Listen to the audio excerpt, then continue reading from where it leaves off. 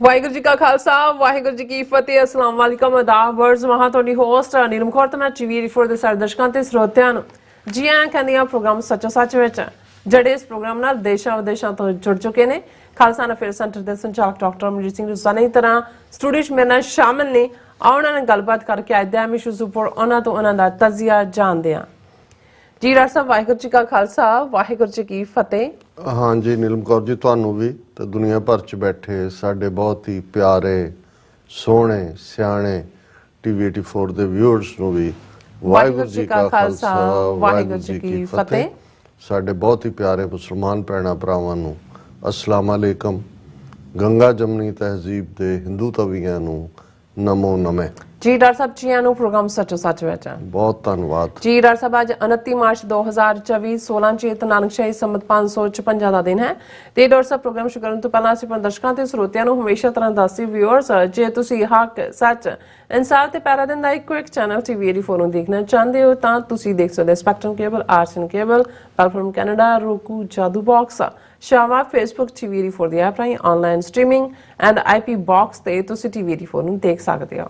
Viewers जे तुसी TV 84 ने programme सच्चो सच नाल फेसबुक राਹੀਂ जुड़े तो इस वध वध लाइक करो ते शेयर करो ਅਤੇ ਨਾਲ ਹੀ YouTube ਤੇ ਸਬਸਕ੍ਰਾਈਬ ਵੀ ਕਰੋ। ਇਹ ਵੀ ਦੱਸ ਦਿਓ ਕਿ ਤੁਸੀਂ ਟੀਵੀ 84 ਦੀ ਐਪ ਨੂੰ ਐਂਡਰੋਇਡ ਐਂਡ ਐਪ ਸਟੋਰ ਤੇ ਡਾਊਨਲੋਡ ਕਰਕੇ ਜੋ ਟੀਵੀ 84 ਦੀ ਲਾਈਵ ਸਟ੍ਰੀਮ ਹੈ ਇਸ ਨੂੰ ਤੁਸੀਂ 24 ਆਵਰਸ ਦੇਖ ਸਕਦੇ ਹੋ। ਸੋ व्यूअर्स ਪ੍ਰੋਗਰਾਮ ਦੀ ਸ਼ੁਰੂਆਤ ਕਰਨ ਜਾ ਰਹੇ ਹਾਂ। ਇਸ ਵੀਕ ਦਾ ਅਖੀਰਲਾ ਪ੍ਰੋਗਰਾਮ ਕਰਨ ਜਾ ਰਹੇ ਹਾਂ और दुआ ते अरदास करांगे जिहड़ा तुहाडा वीकेंड है वो बहुत ही वधिया गुजरे। सो व्यूअर्स जिस तरह कि आपां हमेशा अपने प्रोग्राम की शुरुआत करते हैं स्पॉन्सरशिप के हवाले नाल कि अज दे प्रोग्राम सच्चो सच नूं स्पॉन्सर किया गया कैलीफोर्निया तो सरदार प्रीत सिंह बैनीपाल वर्जों। सो ये टीवी 84 दे सपोर्टर ने और खालिस्तान की कामना की जी है अरदास भी करते हैं और विश करते हैं कि अपना जोड़ा सिख कौम नूं अपना खालिस्तान है अपना घर है जोड़ा वो जल्द तो जल्द मिल जाए।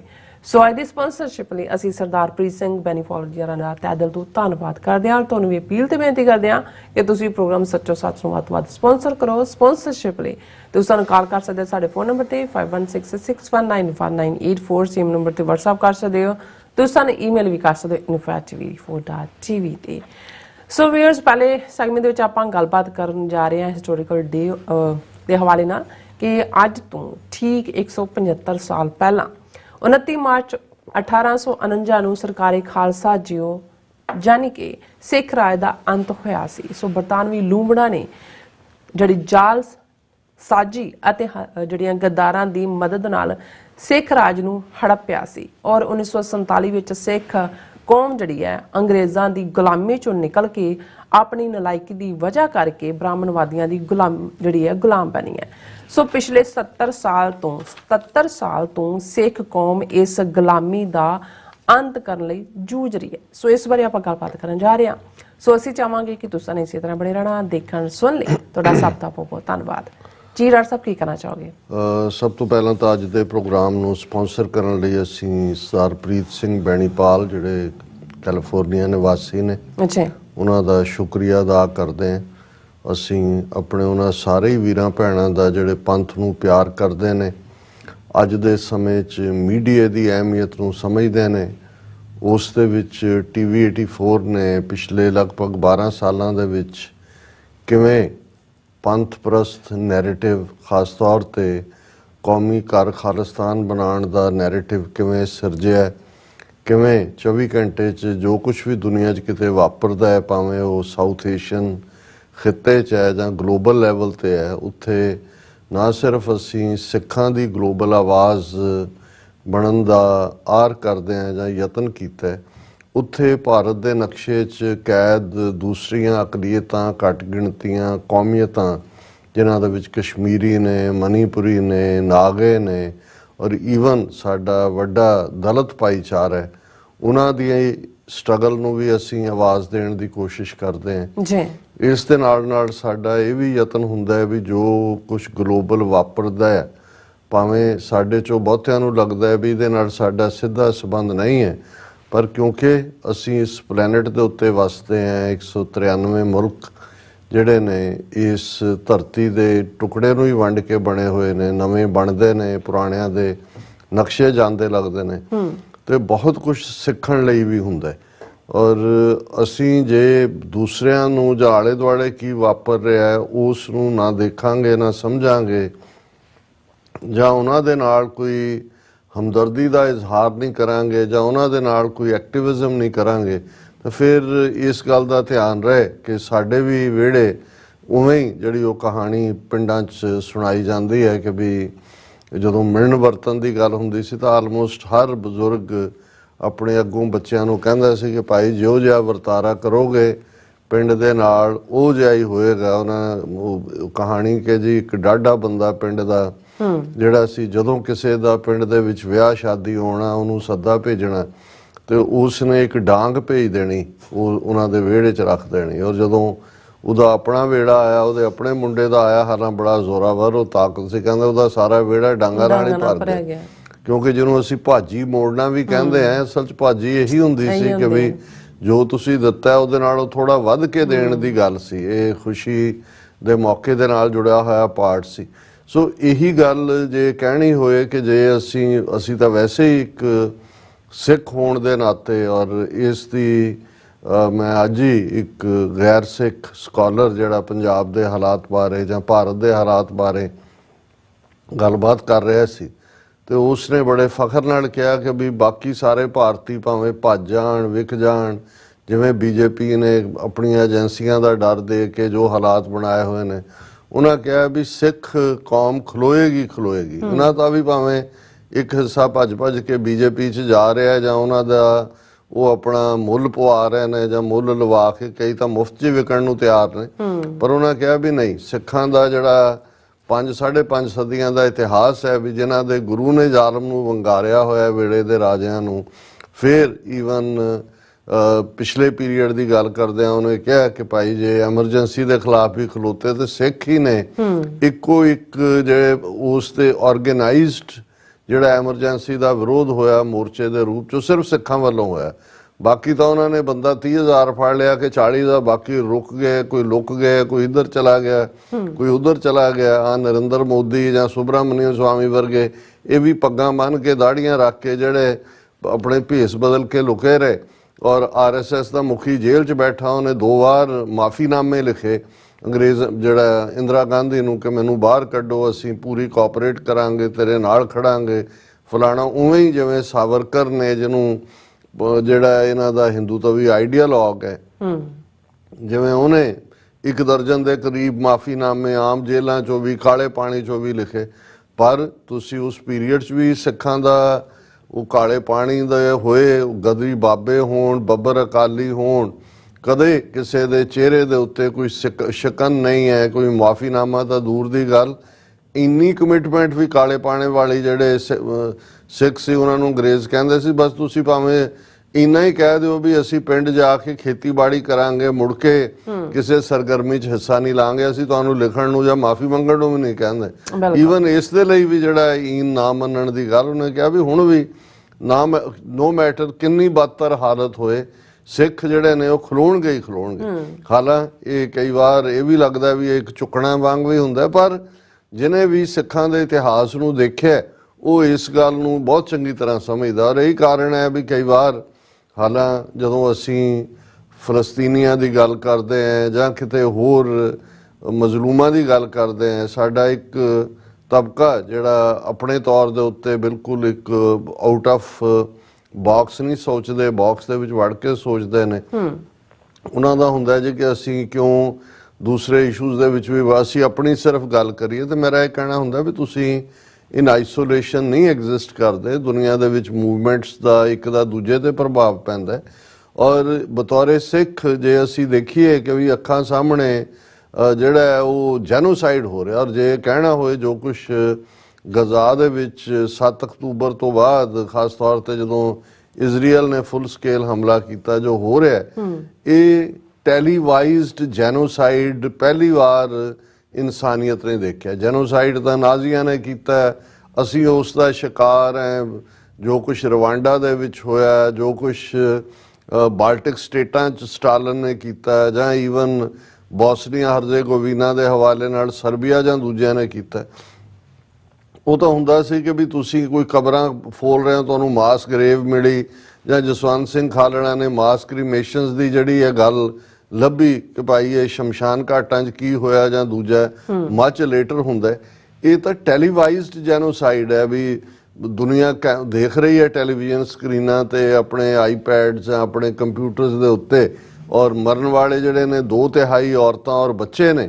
ਔਰ ਕੋਈ ਇਹ ਕਹੇ ਜੀ ਕੋਈ ਗੱਲ ਨਹੀਂ ਹੈ ਕਿਉਂਕਿ ਯਾਸਰ ਅਰਾਫਾਤ ਨੇ ਜਿਹੜਾ ਉਹ ਕਿਹੜਾ ਉਹ ਇੰਦਰਾ ਗਾਂਧੀ ਦੀ ਉਹਨੇ ਸ਼ਲਾਘਾ ਕੀਤੀ ਸੀ ਜਾਂ ਉਹਦਾ ਭਰਾ ਬਣਿਆ ਹੋਇਆ ਇਸ ਨਹੀਂ, ਇਵੇਂ ਨਹੀਂ ਹੋਏਗਾ ਕਦੇ ਵੀ।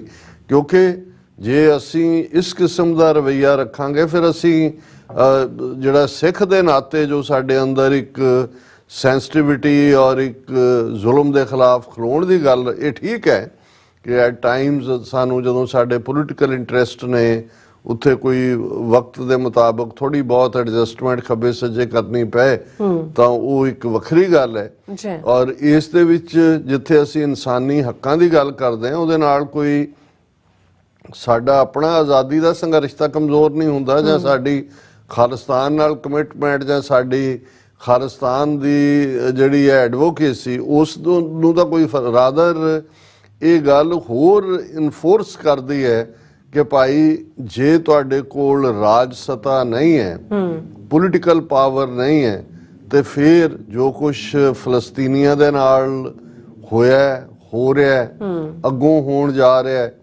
ਜੋ ਕੁਝ ਰਵਾਂਡਾ ਦੇ ਵਿੱਚ ਜਿਨ੍ਹਾਂ ਦੀ ਹਕੂਮਤ ਸੀ ਫਰਾਂਸ ਛੱਡ ਕੇ ਆ ਗਏ, ਔਰ ਉੱਥੇ ਕਿਵੇਂ ਭਾਵੇਂ ਉਹਨੂੰ ਮਿਊਚੁਅਲ ਟੁਟਸੀ ਔਰ ਹੁਟਸੀ ਉਹਨਾਂ ਦੇ ਨਾਲ ਜੋੜ ਕੇ ਦੇਖਿਆ ਗਿਆ, ਪਰ ਉਹਦੇ 'ਚ ਚਰਚ ਨੇ ਕੀ ਰੋਲ ਅਦਾ ਕੀਤਾ, ਕਿਵੇਂ ਦੁਨੀਆ ਨੇ ਅਬੈਂਡਨ ਕੀਤਾ ਕਿਉਂਕਿ ਉਹਨਾਂ ਦੇ ਜਿਹੜੇ ਹਿੱਤ ਨਹੀਂ ਸੀ।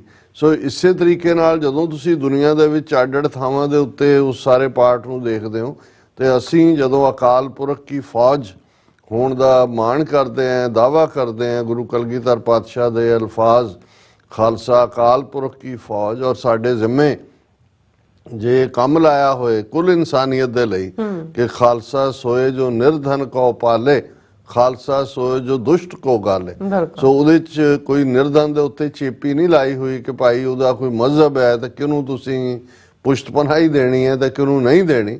ਔਰ ਇਸੇ ਤਰ੍ਹਾਂ ਜੇ ਦੁਸ਼ਟ ਨੂੰ ਗਾਲਣ ਦੀ ਗੱਲ ਹੈ, ਟਾਇਰੈਂਟ ਨੂੰ ਵੰਗਾਰਨ ਦੀ ਗੱਲ ਹੈ, ਇਹ ਵੀ ਗਲੋਬਲ ਹੈ। ਔਰ ਇਹ ਵੀ ਅਕਾਲ ਪੁਰਖ ਦੀ ਰਹਿਮਤ ਹੈ ਕਿ ਇਹਨਾਂ 3 ਸਦੀਆਂ 'ਚ ਲਗਭਗ 1699 ਤੋਂ ਬਾਅਦ ਜੇ ਅਸੀਂ 350 ਸਾਲ ਦਾ ਪੀਰੀਅਡ ਕਹੀਏ ਕਿ ਸਿੱਖ ਕੌਮ ਦੁਨੀਆ ਭਰ ਦੇ ਵਿੱਚ ਖਲੋ ਕੇ ਜਿਸ ਸਮਾਜ 'ਚ ਰਹਿੰਦੀ ਹੈ ਉਸ ਦੀ ਵੀ ਉਹ ਆਟੋਮੈਟਿਕ ਨੈਚੁਰਲ ਲੀਡਰ ਬਣ ਜਾਂਦੀ ਹੈ। ਉਹ ਭਾਵੇਂ ਕ੍ਰਾਈਸਿਸ ਸੀ, ਕੋਵਿਡ-19 ਦੇ ਚੱਲਦਿਆਂ ਕ੍ਰਾਈਸਿਸ ਸੀ, ਉਸ ਤੋਂ ਪਹਿਲਾਂ ਵੀ, ਜਾਂ ਕਿਤੇ ਵੀ ਕੋਈ ਡਿਜ਼ਾਸਟਰ ਹੁੰਦਾ ਹੈ, ਕੋਈ ਫਲੱਡ ਹੈ, ਕੋਈ ਸੁਨਾਮੀ ਹੈ, ਕੋਈ ਹਰੀਕੇਨ ਹੈ, ਕੋਈ ਅਰਥਕੁਏਕ ਨੇ, ਤੁਸੀਂ ਦੇਖੋਗੇ ਹਾਲਾਂ ਉਹਦੇ ਤੇ ਵੀ ਕਈਆਂ ਨੂੰ ਇਤਰਾਜ਼ ਹੁੰਦਾ ਹੈ ਕਿ ਜੀ ਇਹ ਜਿਹੜੇ ਸਿੱਖ ਹਿਊਮੈਨਿਟੇਰੀਅਨ ਸਰਵਿਸ ਵਾਲੇ ਨੇ ਉੱਥੇ ਕਿਉਂ ਚਲੇ ਗਏ, ਇੱਥੇ ਕਿਉਂ ਚਲੇ ਗਏ। ਸਿਰਫ ਪਹਿਲਾਂ ਆਪਣਿਆਂ ਤੇ ਆਫ ਕੋਰਸ ਪ੍ਰਾਇੋਰਟੀ ਜਿਹੜੀ ਹੈ ਸਾਡਾ ਆਪਣਿਆਂ ਦਾ ਜਿਹੜਾ ਹੈ ਉਹ ਪੰਜਾਬ ਦੇ ਵਿੱਚ ਸਾਡਾ ਫੋਕਸ ਰਹਿਣਾ ਚਾਹੀਦਾ, ਪਰ ਇਹੀ ਚੀਜ਼ਾਂ ਨੇ ਸਾਨੂੰ ਰੈਕਗਨੀਸ਼ਨ ਵੀ ਦਿੱਤੀ ਹੈ।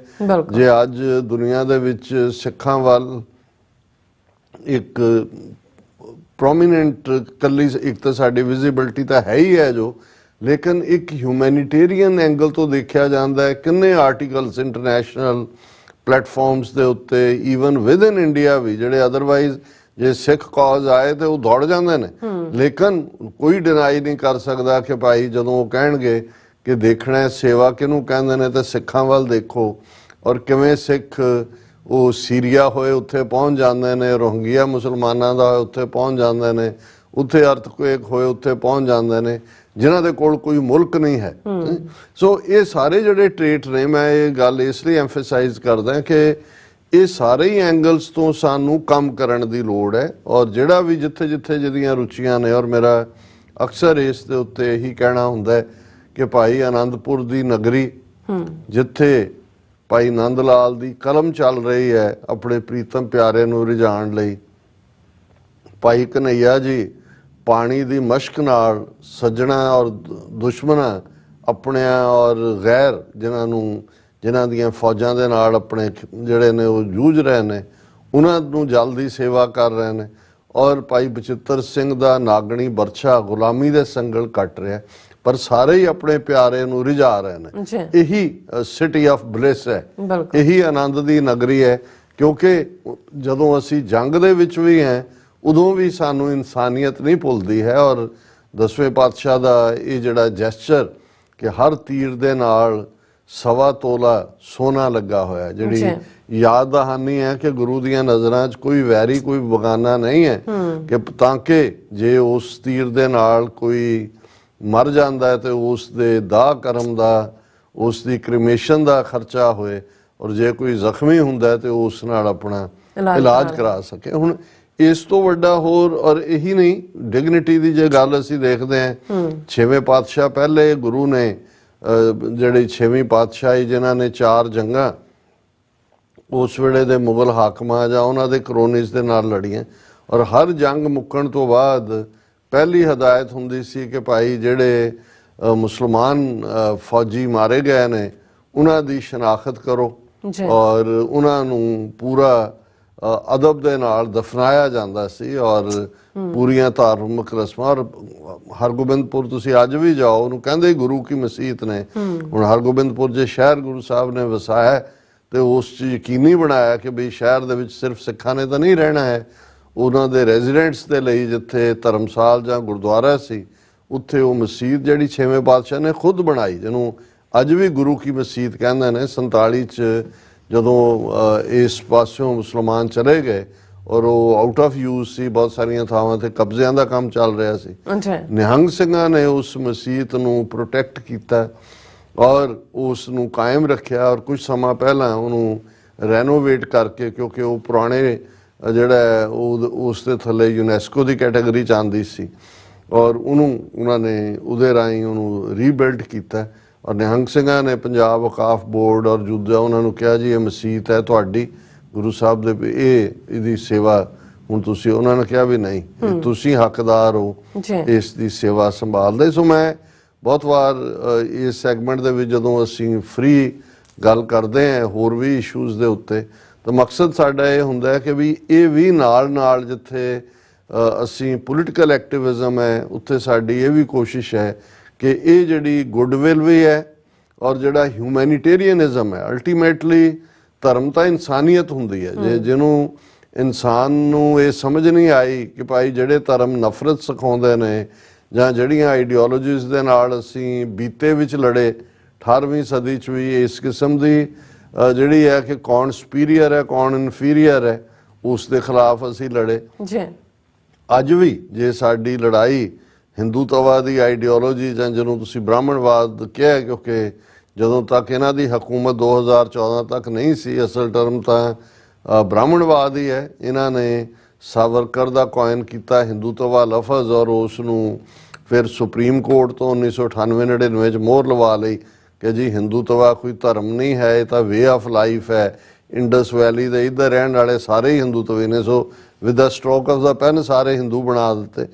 ਔਰ ਉਸ ਦੀ ਜਿਹੜੀ ਹੈ ਉਸ ਨੂੰ ਵੀ ਅਸੀਂ ਅੱਜ ਚੈਲੰਜ ਕਰ ਰਹੇ ਹਾਂ ਇਫੈਕਟਿਵਲੀ, ਕਿਉਂਕਿ ਸਿੱਖ ਕੌਮ ਖਲੋਤੀ ਹੈ। ਜੇ 18ਵੀਂ ਸਦੀ ਦੇ ਹਾਕਮ ਉਹਨਾਂ ਦਾ ਮਜ਼ਹਬ ਕੋਈ ਵੀ ਹੋਏ ਔਰ ਅੱਜ ਵਾਲੇ ਵੀ, ਉਹ ਕਿਸੇ ਦਾ ਵੀ ਜਿਹੜੀ ਹੈ ਉਹ ਪਾਰਟ ਕਰਨ। ਔਰ ਇਸ ਨੂੰ ਹੀ ਗੁਰੂ ਸਾਹਿਬ ਨੇ ਜਦੋਂ ਆਪਣਾ ਇਹ ਸਿੱਖੀ ਦਾ ਰਸਤਾ ਜਿਹੜਾ ਗਾਡੀ ਰਾਹ ਇਹ ਚਲਾਇਆ, ਤੇ ਭਾਈ ਸੰਤੋਖ ਸਿੰਘ ਜਿਨ੍ਹਾਂ ਨੇ ਬਿਆਨਿਆ ਕਿ ਵੀ ਜੇ 10ਵੇਂ ਪਾਤਸ਼ਾਹ ਨਾ ਹੁੰਦੇ ਤਾਂ ਛਾਏ ਜਾਤੀ ਏਕਤਾ ਅਨੇਕਤਾ ਬਿਲੋਏ ਜਾਤੀ, ਕਿ ਵੀ ਏਕਤਾ ਹੋ ਜਾਣੀ ਸੀ, ਅਨੇਕਤਾ ਖਤਮ ਹੋ ਜਾਣੀ ਸੀ। ਔਰ ਇਹੀ ਕਿਉਂਕਿ ਇਹੀ ਗੁਰੂ ਦਾ ਕਿ ਭਾਈ ਜਿਹਦੇ ਲਈ ਜੋ ਰਸਤਾ ਠੀਕ ਹੈ ਉਹਨੂੰ ਆਜ਼ਾਦਾਨਾ ਤੌਰ ਤੇ ਆਪਣਾ ਰੂਹਾਨੀ ਰਾਹ ਚੁਣਨ ਦਾ ਵੀ ਹੱਕ ਹੈ। ਉਸ ਨੂੰ ਜ਼ੁਲਮ ਦੇ ਨਾਲ, ਜ਼ੋਰ ਦੇ ਨਾਲ, ਪਾਬੰਦੀ ਦੇ ਨਾਲ, ਫੋਰਸ ਦੇ ਨਾਲ ਕੋਈ ਵੀ ਗੱਲ ਉਸ ਤੋਂ ਮਨਾਣੀ ਜਾਂ ਉਸ ਤੇ ਚੱਲਣ ਤੇ ਉਹਨੂੰ ਮਜਬੂਰ ਕਰਨਾ, ਇਹ ਇਨਸਾਨੀਅਤ ਦੇ ਮੁੱਢਲੇ ਅਸੂਲਾਂ ਦੇ ਖਿਲਾਫ ਹੈ। ਔਰ ਇਹੀ ਗੁਰੂ ਤੇਗ ਬਹਾਦਰ ਸਾਹਿਬ ਦਾ ਫਰਮਾਨ ਅਸੀਂ ਅਕਸਰ ਦੁਹਰਾਉਂਦੇ ਹਾਂ, ਭੈ ਕਾਹੂ ਕੋ ਦੇਤ ਨੈ ਭੈ ਮਾਨਤ ਆਨ, ਕਹ ਨਾਨਕ ਇਹ ਜਗਤ ਮੈਂ ਗਿਆਨੀ ਤਾਹੇ ਬਖਾਨ। ਕਿ ਗਿਆਨਵਾਨ ਸਪਿਰਿਚੁਅਲ ਰੂਹਾਨੀ ਪੁਰਖ ਕਹਾਣ ਦਾ ਉਹੀ ਹੱਕ ਰੱਖਦਾ ਹੈ ਜਿਹੜਾ ਨਾ ਡਰ ਦਿੰਦਾ ਤੇ ਨਾ ਡਰ ਮੰਨਦਾ। ਅੱਜ ਜਦੋਂ ਅਸੀਂ 29 ਮਾਰਚ ਨੂੰ ਇਹ ਗੱਲਬਾਤ ਕਰ ਰਹੇ ਅੱਜ ਉਦਾਸ ਕਰਨ ਵਾਲਾ ਦਿਨ ਵੀ ਹੈ। ਇਹ ਠੀਕ ਹੈ ਕਿ ਹਰਕ ਸੋਗ ਤੇ ਰਹਿ ਅਤੀਤਾ, ਗੁਰੂ ਨੇ ਜਿਹੜਾ ਸਾਨੂੰ ਰਾਹ ਦੱਸਿਆ ਹੋਇਆ ਹੈ ਕਿ ਜੋ ਨਰ ਦੁੱਖ ਮੈਂ ਦੁੱਖ ਨਹੀਂ ਮਾਨੇ, ਸੁਖ ਸਨੇਹ ਔਰ ਭੈ ਨਹੀਂ ਜਾਂਕੇ, ਕੰਚਨ ਮਾਟੀ ਜਾਣੇ। ਕਿ ਭਾਈ ਉਹਦੇ ਲਈ ਸੋਨੇ ਔਰ ਮਿੱਟੀ 'ਚ ਕੋਈ ਫਰਕ ਨਹੀਂ ਹੋਣਾ ਚਾਹੀਦਾ, ਦੁੱਖ ਔਰ ਸੁੱਖ 'ਚ ਕੋਈ ਫਰਕ ਨਹੀਂ ਹੈ। ਉਹਦੇ ਲਈ ਕੋਈ ਸ਼ੁਭ ਤੇ ਅਸ਼ੁਭ ਦਿਨ ਨਹੀਂ ਹੁੰਦਾ। ਪਰ ਅਸੀਂ ਸਾਰੇ ਹਿਊਮਨ ਬੀਇੰਗ ਜਜ਼ਬਾਤ ਦੇ ਨਾਲ ਜੁੜੇ ਹੋਏ ਲੋਕ ਵੀ ਹੈ, ਜਿਨ੍ਹਾਂ ਤਰੀਕਾਂ ਦੇ ਉੱਤੇ ਕੁਝ ਖਾਸ ਸਾਡੀ ਨਿੱਜੀ ਜ਼ਿੰਦਗੀ 'ਚ ਵਾਪਰਿਆ ਹੁੰਦਾ ਹੈ, ਉਹ ਨਾ ਚਾਹੁੰਦਿਆਂ ਵੀ ਤੁਹਾਨੂੰ ਜਦੋਂ ਉਹ ਦਿਨ ਚੜ੍ਹਦਾ ਹੈ ਤੇ ਇੱਕਦਮ ਉਸ ਤਰੀਕ ਦਾ ਖਿਆਲ ਆਉਂਦਾ ਹੈ ਤੇ ਤੁਹਾਨੂੰ ਵਿਛੜੇ ਹੋਏ ਵੀ ਯਾਦ ਆਉਂਦੇ ਨੇ, ਤੁਹਾਨੂੰ ਚੰਗੇ ਪਲਾਂ ਦੀ ਯਾਦ ਵੀ ਆਉਂਦੀ ਹੈ ਜਦੋਂ ਕੋਈ ਦਿਨ ਹੁੰਦਾ ਹੈ। ਔਰ ਇਸੇ ਤਰ੍ਹਾਂ ਕੌਮਾਂ ਦੀ ਕਲੈਕਟਿਵ ਜ਼ਿੰਦਗੀ ਦੇ ਵਿੱਚ ਵੀ ਹੁੰਦਾ ਹੈ। ਔਰ ਜਦੋਂ ਅਸੀਂ 18ਵੀਂ ਸਦੀ ਦੇ ਸੰਘਰਸ਼ ਦੀ ਗੱਲ ਕਰਦੇ ਹਾਂ, ਜ਼ਾਹਰ ਹੈ ਕਿ ਵੈਸੇ ਤਾਂ ਜੇ ਸਿੱਖ ਕੌਮ ਦੀ ਹੋਂਦ ਦੇ ਨਾਲ ਹੀ ਸਾਡਾ ਸੰਘਰਸ਼ ਦਾ ਕਨਸੈਪਟ ਜੁੜਿਆ ਹੋਇਆ, ਕਿਉਂਕਿ ਜੇ ਅਸੀਂ ਸੱਚ ਹੱਕ ਇਨਸਾਫ ਦੇ ਪਹਿਰੇਦਾਰ ਦੇ ਤੌਰ ਦੇ ਉੱਤੇ ਆਪਣੇ ਜੀਵਨ ਨੂੰ ਬਸਰ ਕਰਨਾ ਤਾਂ ਫਿਰ ਹਮੇਸ਼ਾ ਜੇ 7-8 ਹਜ਼ਾਰ ਸਾਲ ਦੀ ਇਨਸਾਨੀ ਤਾਰੀਖ ਦੇਖੀਏ, ਹਿਸਟਰੀ ਦੇਖੀਏ, ਤਾਂ ਜ਼ੁਲਮ ਤਾਂ ਨਾਲ ਹੀ ਰਹਿੰਦਾ ਤੇ ਇਹਨੇ ਨਾਲ ਹੀ ਰਹਿਣਾ। ਸੋ ਇਸ ਦੇ ਲਈ ਸਾਡੀ ਜੰਗ ਕਦੇ ਵੀ, ਜੇ ਕਈਆਂ ਨੂੰ ਇਹ ਲੱਗਦਾ ਹੋਏ ਕਿ ਖਾਲਿਸਤਾਨ ਦੀ ਕਾਇਮੀ ਤੋਂ ਬਾਅਦ ਅਸੀਂ ਬਿਲਕੁਲ ਰਿਲੈਕਸ ਹੋ ਕੇ ਬੈਠ ਜਾਵਾਂਗੇ, ਇਵੇਂ ਨਹੀਂ ਹੈ। ਉਹ ਇੱਕ ਤੁਹਾਡੀ ਨੀਡ ਹੈ, ਜਿਹੜਾ ਇੱਕ ਪੈਰ ਧਰਾਵਾ ਹੈ ਜਿੱਥੋਂ ਤੁਸੀਂ ਦੁਨੀਆ ਦੇ ਵਿੱਚ, ਜਿਹਨੂੰ ਗੁਰੂ ਸਾਹਿਬ ਨੇ ਜਿਹੜਾ ਟੀਚਾ ਦਿੱਤਾ ਸੀ ਕਿ ਸਾਧ ਸਮੂਹ ਪ੍ਰਸੰਨ ਫਿਰੈ ਜਗ, ਛਤਰ ਸਭੈ ਅਵਲੋਕ ਛਪੈਂਗੇ, ਕਿ ਉਹ ਦੁਨੀਆ ਦੇ ਵਿੱਚ ਉਹ ਨਿਜ਼ਾਮ, ਉਹ ਸਿਸਟਮ ਜਿੱਥੇ ਭਲੇ ਲੋਕਾਂ ਦਾ ਉਭਾਰ ਹੋਏ ਔਰ ਭਲਾ ਔਰ ਬੁਰਾ, ਗੁੱਡ ਐਂਡ ਈਵਲ, ਇਹਨਾਂ ਦੀ ਲੜਾਈ ਤਾਂ ਹਰ ਮਜ਼ਹਬ ਦੇ ਮੁਤਾਬਕ ਡੇਵਿਡ ਐਂਡ ਗੋਲਾਇਥ ਕਹਿ ਲਓ, ਜਾਂ ਰਾਮ ਤੇ ਰਾਵਣ ਦੇ ਨਾਲ ਜੋੜ ਕੇ ਕਹਿ ਲਓ, ਜਾਂ ਕੋਈ ਹੋਰ ਕਹਿ ਲਓ, ਉਹ ਹਮੇਸ਼ਾ ਕੋਈ ਨਾ ਕੋਈ ਈਵਲ ਰੂਪ ਦੇ ਵਿੱਚ ਸਾਹਮਣੇ ਆਉਂਦਾ ਹੈ। ਔਰ ਉਸ ਦੇ ਖਿਲਾਫ ਕਈ ਵਾਰੀ ਉਹਦਾ ਅਹਿਸਾਸ ਵੀ ਨਹੀਂ ਹੁੰਦਾ ਕਿ ਬਈ ਕੌਣ ਕੀ ਈਵਲ ਹੈ। ਹੁਣ ਹਾਲਾਂ ਇੱਕ ਦੁਖਦ, ਜਦੋਂ ਅਸੀਂ ਇਸ ਆਪਣੇ 4 ਦਹਾਕਿਆਂ ਦੇ ਸਫ਼ਰ ਨੂੰ ਦੇਖਦੇ ਹਾਂ ਤਾਂ ਫਿਰ ਇੱਕ ਤੋਂ ਬਾਅਦ ਇੱਕ ਯੋਧੇ ਨੇ ਵੀ ਜਿਹੜਾ ਉਹ ਆਪਣੇ ਜੌਹਰ ਦਿਖਾਏ ਤੇ ਟ੍ਰੇਟਰਸ ਵੀ ਨਾਲ ਹੀ ਰਹੇ। ਉਹਨਾਂ ਦਾ ਵੀ ਤੁਹਾਨੂੰ, ਜਦੋਂ ਤੁਸੀਂ ਇਸ ਕਿਸਮ ਦੇ ਜਿਹੜੇ ਸਰਕਾਰ ਦੇ ਸੰਦ ਬਣੇ ਹੋਏ ਲੋਕ ਸੀ ਉਹਨਾਂ ਵੱਲ ਦੇਖਦੇ ਹੋ ਤੇ ਫਿਰ ਤੁਹਾਡਾ ਧਿਆਨ 18ਵੀਂ ਸਦੀ ਵੱਲ ਵੀ ਚਲਾ ਜਾਂਦਾ ਹੈ। ਤੁਹਾਨੂੰ ਉਸ ਦੌਰ ਦੇ ਮੱਸੇ ਰੰਗੜ ਔਰ ਉਹ ਲੋਕ ਜਿਹੜੇ ਆਪਣਿਆਂ ਦੇ ਵਿੱਚ ਬੈਠੇ, ਉਹ ਭਾਵੇਂ ਧੀਰ ਮਲੀਏ ਸੀ, ਰਾਮ ਰਾਈਏ ਸੀ, ਮੀਣੇ ਸੀ, ਮਸੰਦ ਸੀ, ਉਹਨਾਂ ਨੂੰ ਵੀ ਅਸੀਂ ਨਹੀਂ ਭੁੱਲਦੇ। ਸੋ ਇਵੇਂ ਹੀ ਜਦੋਂ ਤੁਸੀਂ ਇੱਕ ਇੰਨੇ ਲੰਬੇ ਸੰਘਰਸ਼ ਤੋਂ ਬਾਅਦ ਇੱਕ ਸਦੀ ਦਾ ਸੰਘਰਸ਼, ਬੇਸ਼ੱਕ ਜੇ ਕਹਿਣਾ ਹੋਏ 1606 ਈਸਵੀ 'ਚ ਗੁਰੂ ਅਰਜਨ ਸਾਹਿਬ ਦੀ ਸ਼ਹਾਦਤ, ਪਹਿਲੇ ਸਿੱਖ ਗੁਰੂ ਨੇ ਸ਼ਹੀਦਾਂ ਦੇ ਸਰਤਾਜ ਜਿਨ੍ਹਾਂ ਦੀ ਸ਼ਹਾਦਤ ਹੁੰਦੀ ਹੈ, ਇਨ ਬਿਟਵੀਨ ਵੀ ਅਸੀਂ ਫਿਰ 1675 ਦੇ ਵਿੱਚ ਦੇਖਦੇ ਹਾਂ, ਫਿਰ 6ਵੇਂ ਪਾਤਸ਼ਾਹ ਦੇ ਵੇਲੇ ਜਿਹੜੇ 4 ਜੰਗਾਂ ਦੇ ਵਿੱਚ ਸ਼ਹੀਦ ਹੁੰਦੇ ਨੇ, ਉਹਨਾਂ ਦਾ ਇੱਕ ਆਪਣਾ ਮੁਕਾਮ ਹੈ। ਔਰ ਫਿਰ 9ਵੇਂ ਪਾਤਸ਼ਾਹ ਜਦੋਂ ਉਹਨਾਂ ਦੇ ਸਿੱਖ ਭਾਈ ਮਤੀ ਦਾਸ, ਭਾਈ ਸਤੀ ਦਾਸ, ਭਾਈ ਦਿਆਲਾ, ਗੁਰੂ ਤੇਗ ਬਹਾਦਰ ਸਾਹਿਬ ਦੀ ਸ਼ਹਾਦਤ, ਔਰ ਫਿਰ 10ਵੇਂ ਪਾਤਸ਼ਾਹ ਭੰਗਾਣੀ ਦਾ ਯੋਧੋ ਸਾਰਾ।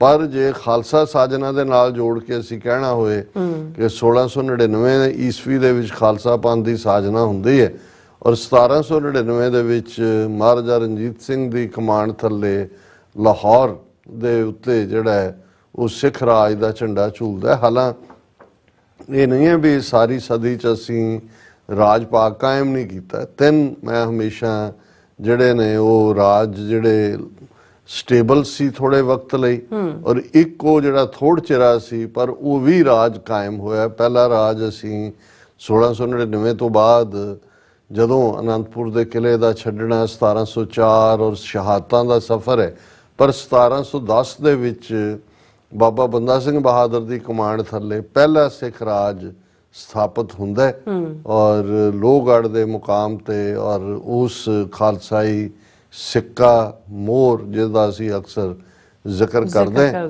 ਔਰ ਉਹ ਲਗਭਗ 1710 ਤੋਂ ਲੈ ਕੇ 1715 ਤੱਕ ਜਦੋਂ ਕਿ ਨਵੰਬਰ ਦਸੰਬਰ ਦੇ ਮਹੀਨੇ 'ਚ ਬਾਬਾ ਬੰਦਾ ਸਿੰਘ ਬਹਾਦਰ ਗ੍ਰਿਫਤਾਰ ਹੁੰਦੇ ਨੇ, 1716 'ਚ ਉਹਨਾਂ ਦੀ ਸ਼ਹਾਦਤ ਹੁੰਦੀ ਹੈ। ਇਹ ਸਾਡਾ ਪਹਿਲਾ ਰਾਹ ਜਿਹੜਾ ਇੱਕ ਰੋਲ ਮਾਡਲ ਦੇ ਤੌਰ ਤੇ ਵੀ, ਔਰ ਜਿਹੜਾ ਗੁਰੂ ਨਾਨਕ ਗੁਰੂ ਗੋਬਿੰਦ ਸਿੰਘ ਸਾਹਿਬ ਦੀ ਉਸ ਫਿਲਾਸਫੀ ਨੂੰ ਸਮਰਪਿਤ ਸੀ, ਜਿਸ ਦੇ ਉੱਤੇ ਜਿਹੜੀ ਫਿਲਾਸਫੀ ਮੁੱਢਲੇ ਤੌਰ ਤੇ ਦੇਗੋ ਤੇਗੋ ਫਤਿਹੋ ਨੁਸਰਤ ਬੇਦਰੰਗ ਯਾਫਤ ਅਜ਼ ਨਾਨਕ ਗੁਰੂ ਗੋਬਿੰਦ ਸਿੰਘ। ਦੂਸਰਾ ਫਿਰ ਅਸੀਂ ਪਰਸੀਕਿਊਸ਼ਨ ਦਾ ਦੌਰ 1715-16 ਤੋਂ ਸ਼ੁਰੂ ਹੋ ਕੇ ਜਿਹੜਾ ਫਿਰ 1730 ਤੱਕ ਲਗਾਤਾਰ ਚੱਲ ਰਿਹਾ ਹੈ, ਔਰ ਇਹ ਉਹੀ ਪੀਰੀਅਡ ਹੈ ਕਿ ਸਿਰਾਂ ਦੇ ਮੁੱਲ ਪੈਣੇ। ਔਰ ਉਸ ਸਾਰੇ ਦੇ ਵਿੱਚ ਵੀ ਜੇ ਥੋੜ ਚਿਰਾ ਰਾਜ ਕਾਇਮ ਕਰਨ ਦੀ ਗੱਲ ਕਰੀਏ ਤੇ ਉਹ ਬਾਬਾ ਬੋਤਾ ਸਿੰਘ ਗਰਜਾ ਸਿੰਘ ਨੇ ਕੀਤਾ।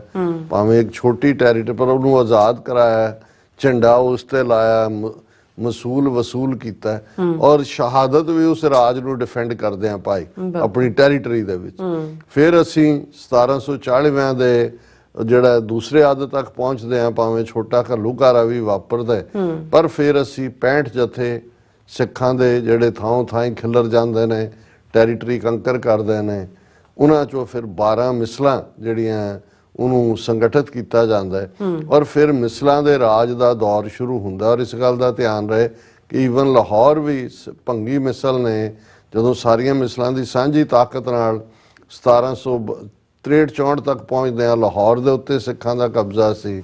1783 ਚ ਦਿੱਲੀ ਫਤਿਹ ਕੀਤੀ, ਇਨ ਬਿਟਵੀਨ ਦਿੱਲੀ 17 ਵਾਰ ਫਤਿਹ ਕੀਤੀ, ਔਰ ਮਹਾਰਾਜਾ ਰਣਜੀਤ ਸਿੰਘ ਨੇ ਜਿਹੜਾ ਲਾਹੌਰ ਲਿਆ ਉਹ ਭੰਗੀ ਸਰਦਾਰਾਂ ਤੋਂ ਜਿਹੜਾ ਉਹ ਫਤਿਹ ਕੀਤਾ ਸੀ। ਸੋ ਲਗਭਗ 30 ਸਾਲ ਦੇ ਕਰੀਬ, ਹਾਲਾਂਕਿ ਜਦੋਂ ਉਸ ਦੌਰਾਨ ਅਬਦਾਲੀ ਆਇਆ ਜਾਂ ਉਹਦਾ ਮੁੰਡਾ ਜਿਹੜਾ ਉਹ ਤੈਮੂਰ ਆਇਆ ਜਾਂ ਸ਼ਾਹ ਜਮਾਨ ਹੈ, ਉਹ ਖਾਲੀ ਕਰ ਜਾਂਦੇ ਸੀ ਸ਼ਹਿਰ।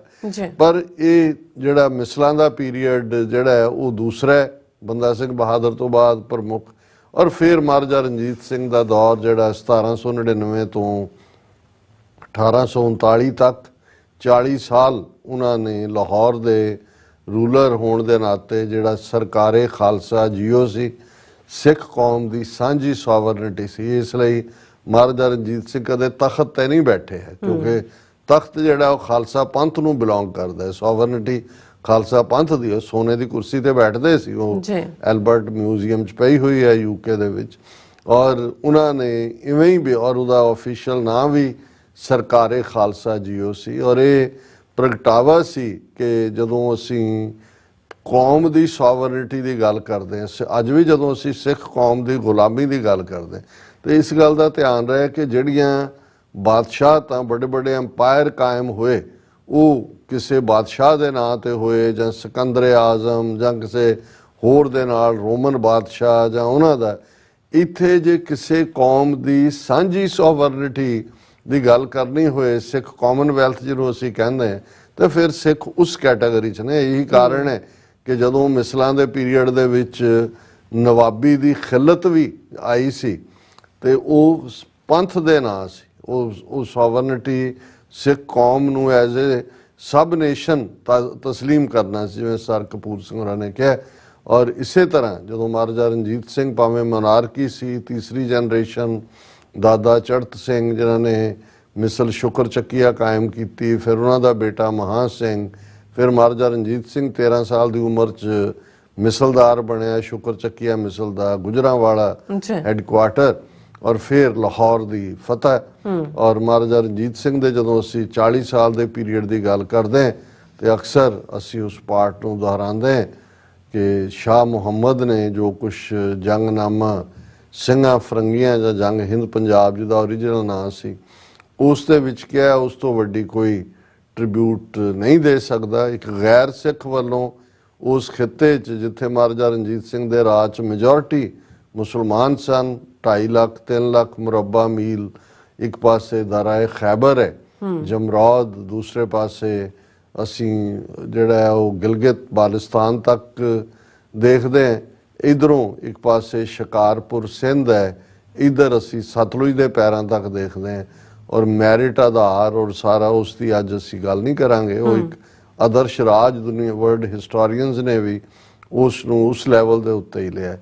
ਫਿਰ 1839 ਚ ਮਹਾਰਾਜਾ ਰਣਜੀਤ ਸਿੰਘ ਦਾ ਜਾਣਾ, ਅਗਲੇ 10 ਸਾਲ ਜਿਹੜੇ ਨੇ ਉਹ ਜਿਸ ਨੂੰ ਤੁਸੀਂ ਇਹ ਕਹੋ ਕਿ ਆਪਾ ਧਾਪੀ ਦੇ ਵੀ ਨੇ, ਗੱਦਾਰਾਂ ਦੇ ਹਵਾਲੇ ਹੋ ਜਾਂਦਾ ਪਾਰਟ। ਬੇਸ਼ੱਕ 1846 ਦੇ ਵਿੱਚ ਜਦੋਂ ਪਹਿਲੀ ਐਂਗਲੋ ਸਿੱਖ ਵਾਰ ਹੁੰਦੀ ਹੈ, ਜਿਸ ਨੂੰ ਸ਼ਾਹ ਮੁਹੰਮਦ ਨੇ ਯਾਦ ਦਹਾਨੀ ਕਰਵਾਈ ਕਿ ਭਾਈ ਜੇ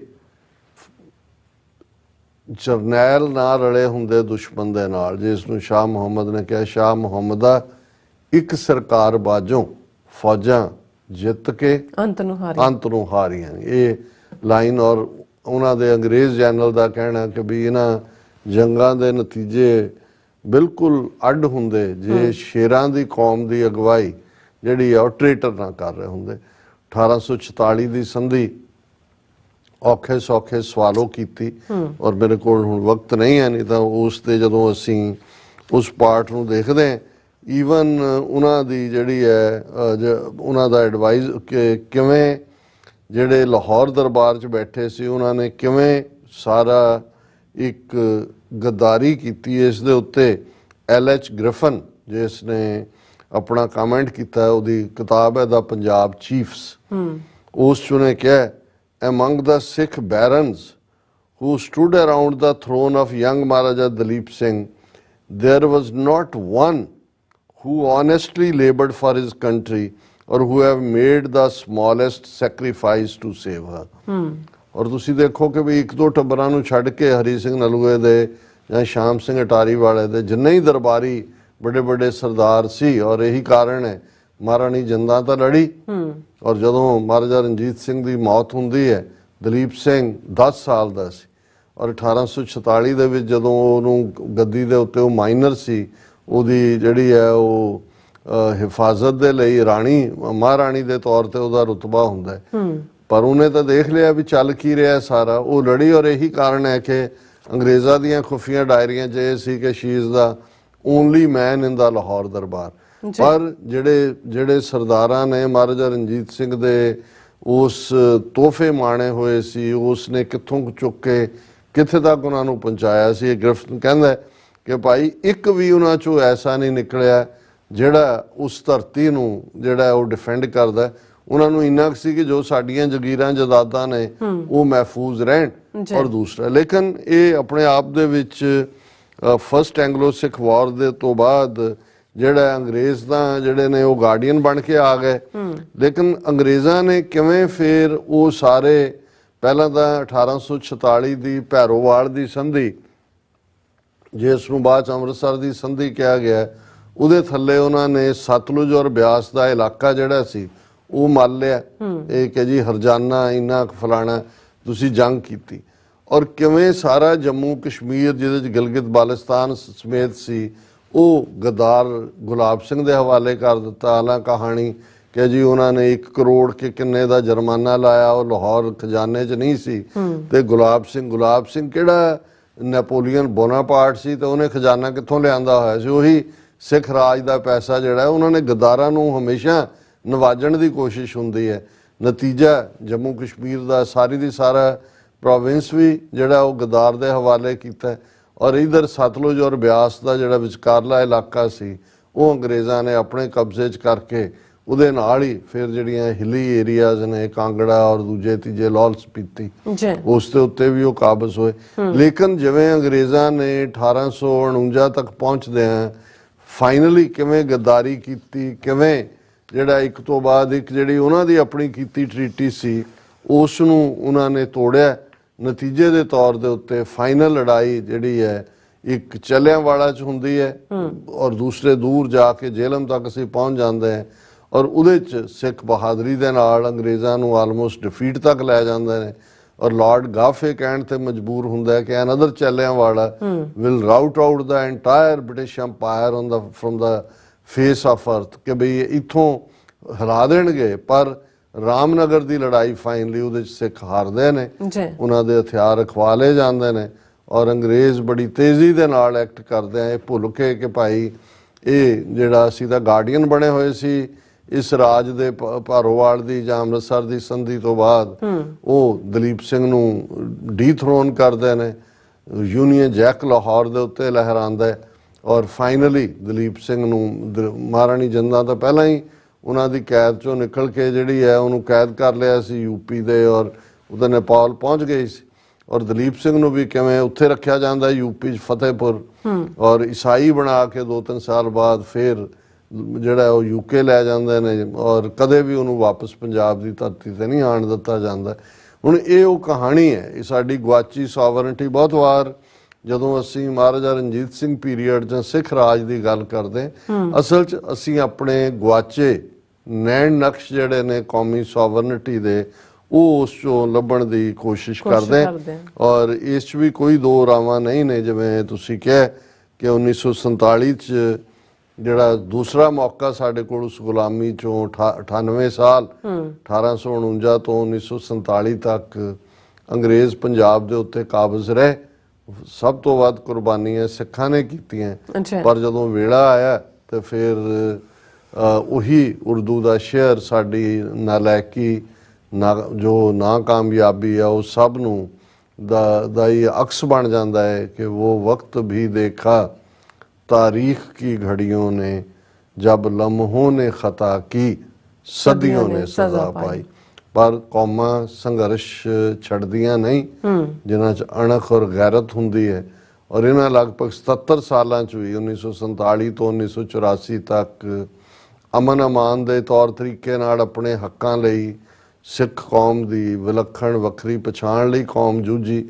और पिछलियां 4 दहाइयां तो 40 साल तो लगभग जून 84 तो लगातारता नाल एक दहाका हथियारबंद और अज ये मूवमेंट जिहड़ी है खालिस्तान रेफरेंडम दे रूप च भी इंटरनेशनली है, और पंजाब दे विच भी वो भावें किसानी मूवमेंट दा आधार बन के जां होर होए। और मैं कनकलूड करां अज दे दिन दे मौके जिहड़ा ये भावें उन्हां दी है तां 1975 ਦੇ ਵਿੱਚ ਜਿਹੜੀ ਪੁਸਤਕ ਪ੍ਰਕਾਸ਼ਿਤ ਹੋਈ ਸੀ ਭਾਈ ਗਜਿੰਦਰ ਸਿੰਘ ਦਲ ਖਾਲਸਾ ਦੀ 5 ਤੀਰ ਹੋਰ, ਉਸ ਦੇ ਵਿੱਚ ਉਹਨਾਂ ਨੇ ਜਿਹੜਾ ਇਹ ਨਜ਼ਮ ਕਹੀ ਸੀ, ਔਰ ਅੱਜ ਉਹਨਾਂ ਨੇ ਦੁਬਾਰਾ ਜਿਹੜੀ ਹੈ 2024 ਚ ਉਹ ਪੁਰਾਣੀ ਸ਼ੇਅਰ ਕੀਤੀ ਹੈ। ਲਗਭਗ ਅਸੀਂ ਦੇਖਦੇ ਹਾਂ ਕਿ ਵੀ ਅੱਧੀ ਸਦੀ ਪੁਰਾਣੀ, ਔਰ ਉਹਦੇ ਚ ਉਹਨਾਂ ਨੇ ਕਿਹਾ ਕਿ ਵੀ ਅੱਜ 1849 ਵਿੱਚ ਡੁੱਬੇ ਸੂਰਜ ਸਿੱਖ ਰਾਜ ਦੇ ਨਾਂ, ਅੱਜ 29 ਮਾਰਚ ਹੈ।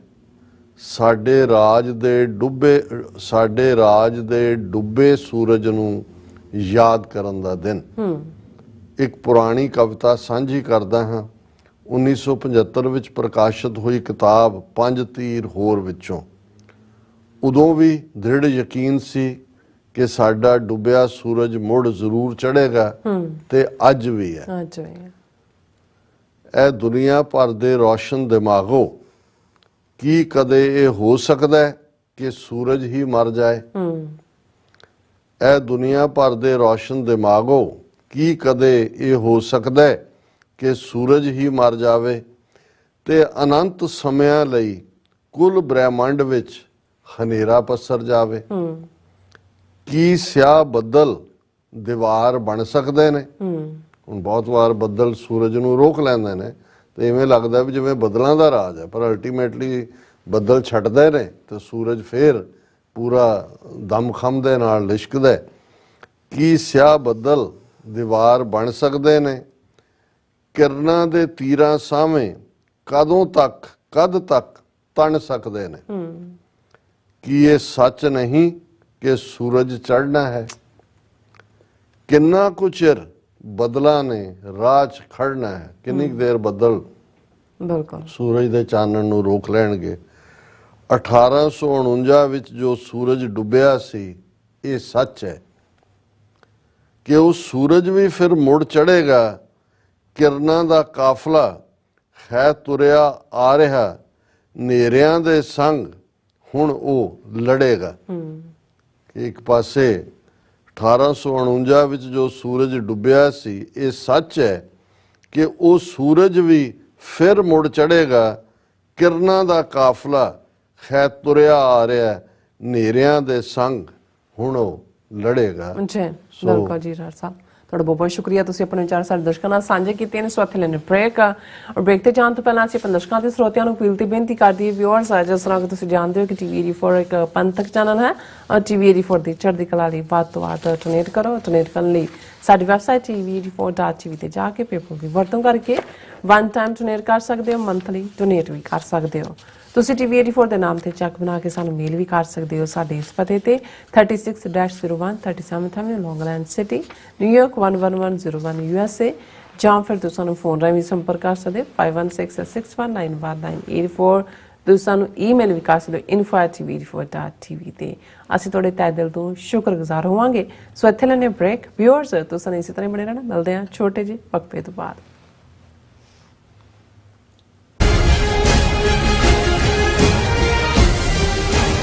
325ਵੇਂ ਖਾਲਸਾ ਸਾਜਣਾ ਦਿਵਸ ਨੂੰ ਸਮਰਪਿਤ 7ਵਾਂ ਸਿੱਖ ਨੈਸ਼ਨਲ ਡੇ ਸਿੱਖ ਫਰੀडम ਮਾਰਚ ਅਮਰੀਕਾ ਦੀ ਰਾਜਧਾਨੀ ਵਾਸ਼ਿੰਗਟਨ ਡੀਸੀ ਵਿਖੇ ਆਉਂਦੀ 6 ਅਪ੍ਰੈਲ 2024 ਦਿਨ ਸ਼ਨੀਵਾਰ ਨੂੰ ਕੱਢਿਆ ਜਾ ਰਿਹਾ ਹੈ। ਸਿੱਖ ਕੋਆਰਡੀਨੇਸ਼ਨ ਕਮੇਟੀ ਈਸਟ ਕੋਸਟ ਅਤੇ ਪੰਥਕ ਜਥੇਬੰਦੀਆਂ ਦੇ ਸਹਿਯੋਗ ਨਾਲ ਕੈਪੀਟਲ ਹਿੱਲ ਵਿਖੇ ਕੱਢੇ ਜਾ ਰਹੇ ਫਰੀडम ਮਾਰਚ ਅਤੇ ਰੈਲੀ ਵਿੱਚ ਸ਼ਮੂਲੀਅਤ ਕਰਨ ਲਈ ਆਪ ਸਭ ਨੂੰ ਬੇਨਤੀ ਕੀਤੀ ਜਾਂਦੀ ਹੈ। ਆਓ ਪਰਿਵਾਰਾਂ ਸਮੇਤ ਨੈਸ਼ਨਲ ਸਿੱਖ ਡੇ ਪਰੇਡ ਦਾ ਹਿੱਸਾ ਬਣੀਏ। ਦੁਪਹਿਰ 1 ਵਜੇ ਤੋਂ ਟੀਵੀ 84 ਤੇ ਇਸ ਮਾਰਚ ਦਾ ਲਾਈਵ ਪ੍ਰਸਾਰਣ ਕੀਤਾ ਜਾਵੇਗਾ। ਵਧੇਰੇ ਜਾਣਕਾਰੀ ਲਈ ਆਪ ਹੇਠ ਦਿੱਤੇ ਨੰਬਰਾਂ ਤੇ ਸੰਪਰਕ ਕਰ ਸਕਦੇ ਹੋ। ਕੈਲੀਫੋਰਨੀਆ ਵਿਖੇ ਖਾਲਿਸਤਾਨ ਰੈਫਰੈਂਡਮ ਦੇ ਦੂਜੇ ਪੜਾਅ ਦੀਆਂ ਵੋਟਾਂ ਸ਼ਹੀਦ ਜਥੇਦਾਰ ਗੁਰਦੇਵ ਸਿੰਘ ਕੌਂਕੇ ਨੂੰ ਸਮਰਪਿਤ 31 ਮਾਰਚ ਦਿਨ ਐਤਵਾਰ ਨੂੰ ਕੈਲੀਫੋਰਨੀਆ ਸਟੇਟ ਕੈਪੀਟਲ ਸੈਕਰਾਮੈਂਟੋ ਵਿਖੇ ਸਵੇਰੇ 9 ਵਜੇ ਤੋਂ ਲੈ ਕੇ ਸ਼ਾਮ ਦੇ 5 ਵਜੇ ਤੱਕ ਪੈਣਗੀਆਂ। ਸ਼ਹੀਦ ਜਥੇਦਾਰ ਕੌਂਕੇ ਨੂੰ ਕੌਮੀ ਸ਼ਹੀਦ ਐਲਾਨਣ ਦੇ ਲਈ ਸਟੇਟ ਕੈਪੀਟਲ ਦੇ ਉੱਤੇ 29 ਮਾਰਚ ਨੂੰ ਅਖੰਡ ਪਾਠ ਸਾਹਿਬ ਰੱਖੇ ਜਾਣਗੇ, ਜਿਨ੍ਹਾਂ ਦੇ ਭੋਗ ਵੋਟਾਂ ਵਾਲੇ ਦਿਨ 31 ਮਾਰਚ ਨੂੰ ਸਵੇਰੇ 7 ਵਜੇ ਸਟੇਟ ਕੈਪੀਟਲ ਤੇ ਹੀ ਪਾਏ ਜਾਣਗੇ। ਹੋਰ ਜਾਣਕਾਰੀ ਲਈ ਸੰਪਰਕ ਕਰੋ 669-222-0946 ਜਾਂ 669-222-0306। ਸਿਗਨੇਚਰ ਟਰੱਕ ਸਰਵਿਸ ਰਾਊਟ 81 ਉੱਤੇ ਐਗਜ਼ਿਟ 235 ਤੇ ਟਰੱਕਰ ਵੀਰਾਂ ਲਈ 24 ਘੰਟੇ ਰੋਡ ਸਰਵਿਸ ਦੀ ਸੁਵਿਧਾ ਮੌਜੂਦ। Heavy duty repair, oil change, ਪੁਰਾਣੇ ਅਤੇ ਨਵੇਂ tyre, computer diagnostic, DPF cleaning, brake service ਜਾਂ ਰਸਤੇ ਵਿੱਚ ਆਈ ਹਰ ਤਰ੍ਹਾਂ ਦੀ ਰਿਪੇਅਰ ਪ੍ਰੋਫੈਸ਼ਨਲ ਟੀਮ ਵੱਲੋਂ ਕੀਤੀ ਜਾਂਦੀ ਹੈ। ਬ੍ਰੇਕਫਾਸਟ, ਲੰਚ ਅਤੇ ਡਿਨਰ ਲਈ ਪੰਜਾਬੀ ਢਾਬੇ ਦਾ ਆਨੰਦ ਵੀ ਮਾਣੋ। ਡਰਾਈਵਰ ਅਤੇ ਟਰੱਕ ਆਪਰੇਟਰ ਵੀਰ ਡਿਸਪੈਚ ਦੀ ਸਰਵਿਸ ਲਈ ਸਾਡੇ ਨਾਲ ਸੰਪਰਕ ਕਰਨ। Signature truck service 58 triangle drive, Weyers Cave, Virginia 24486।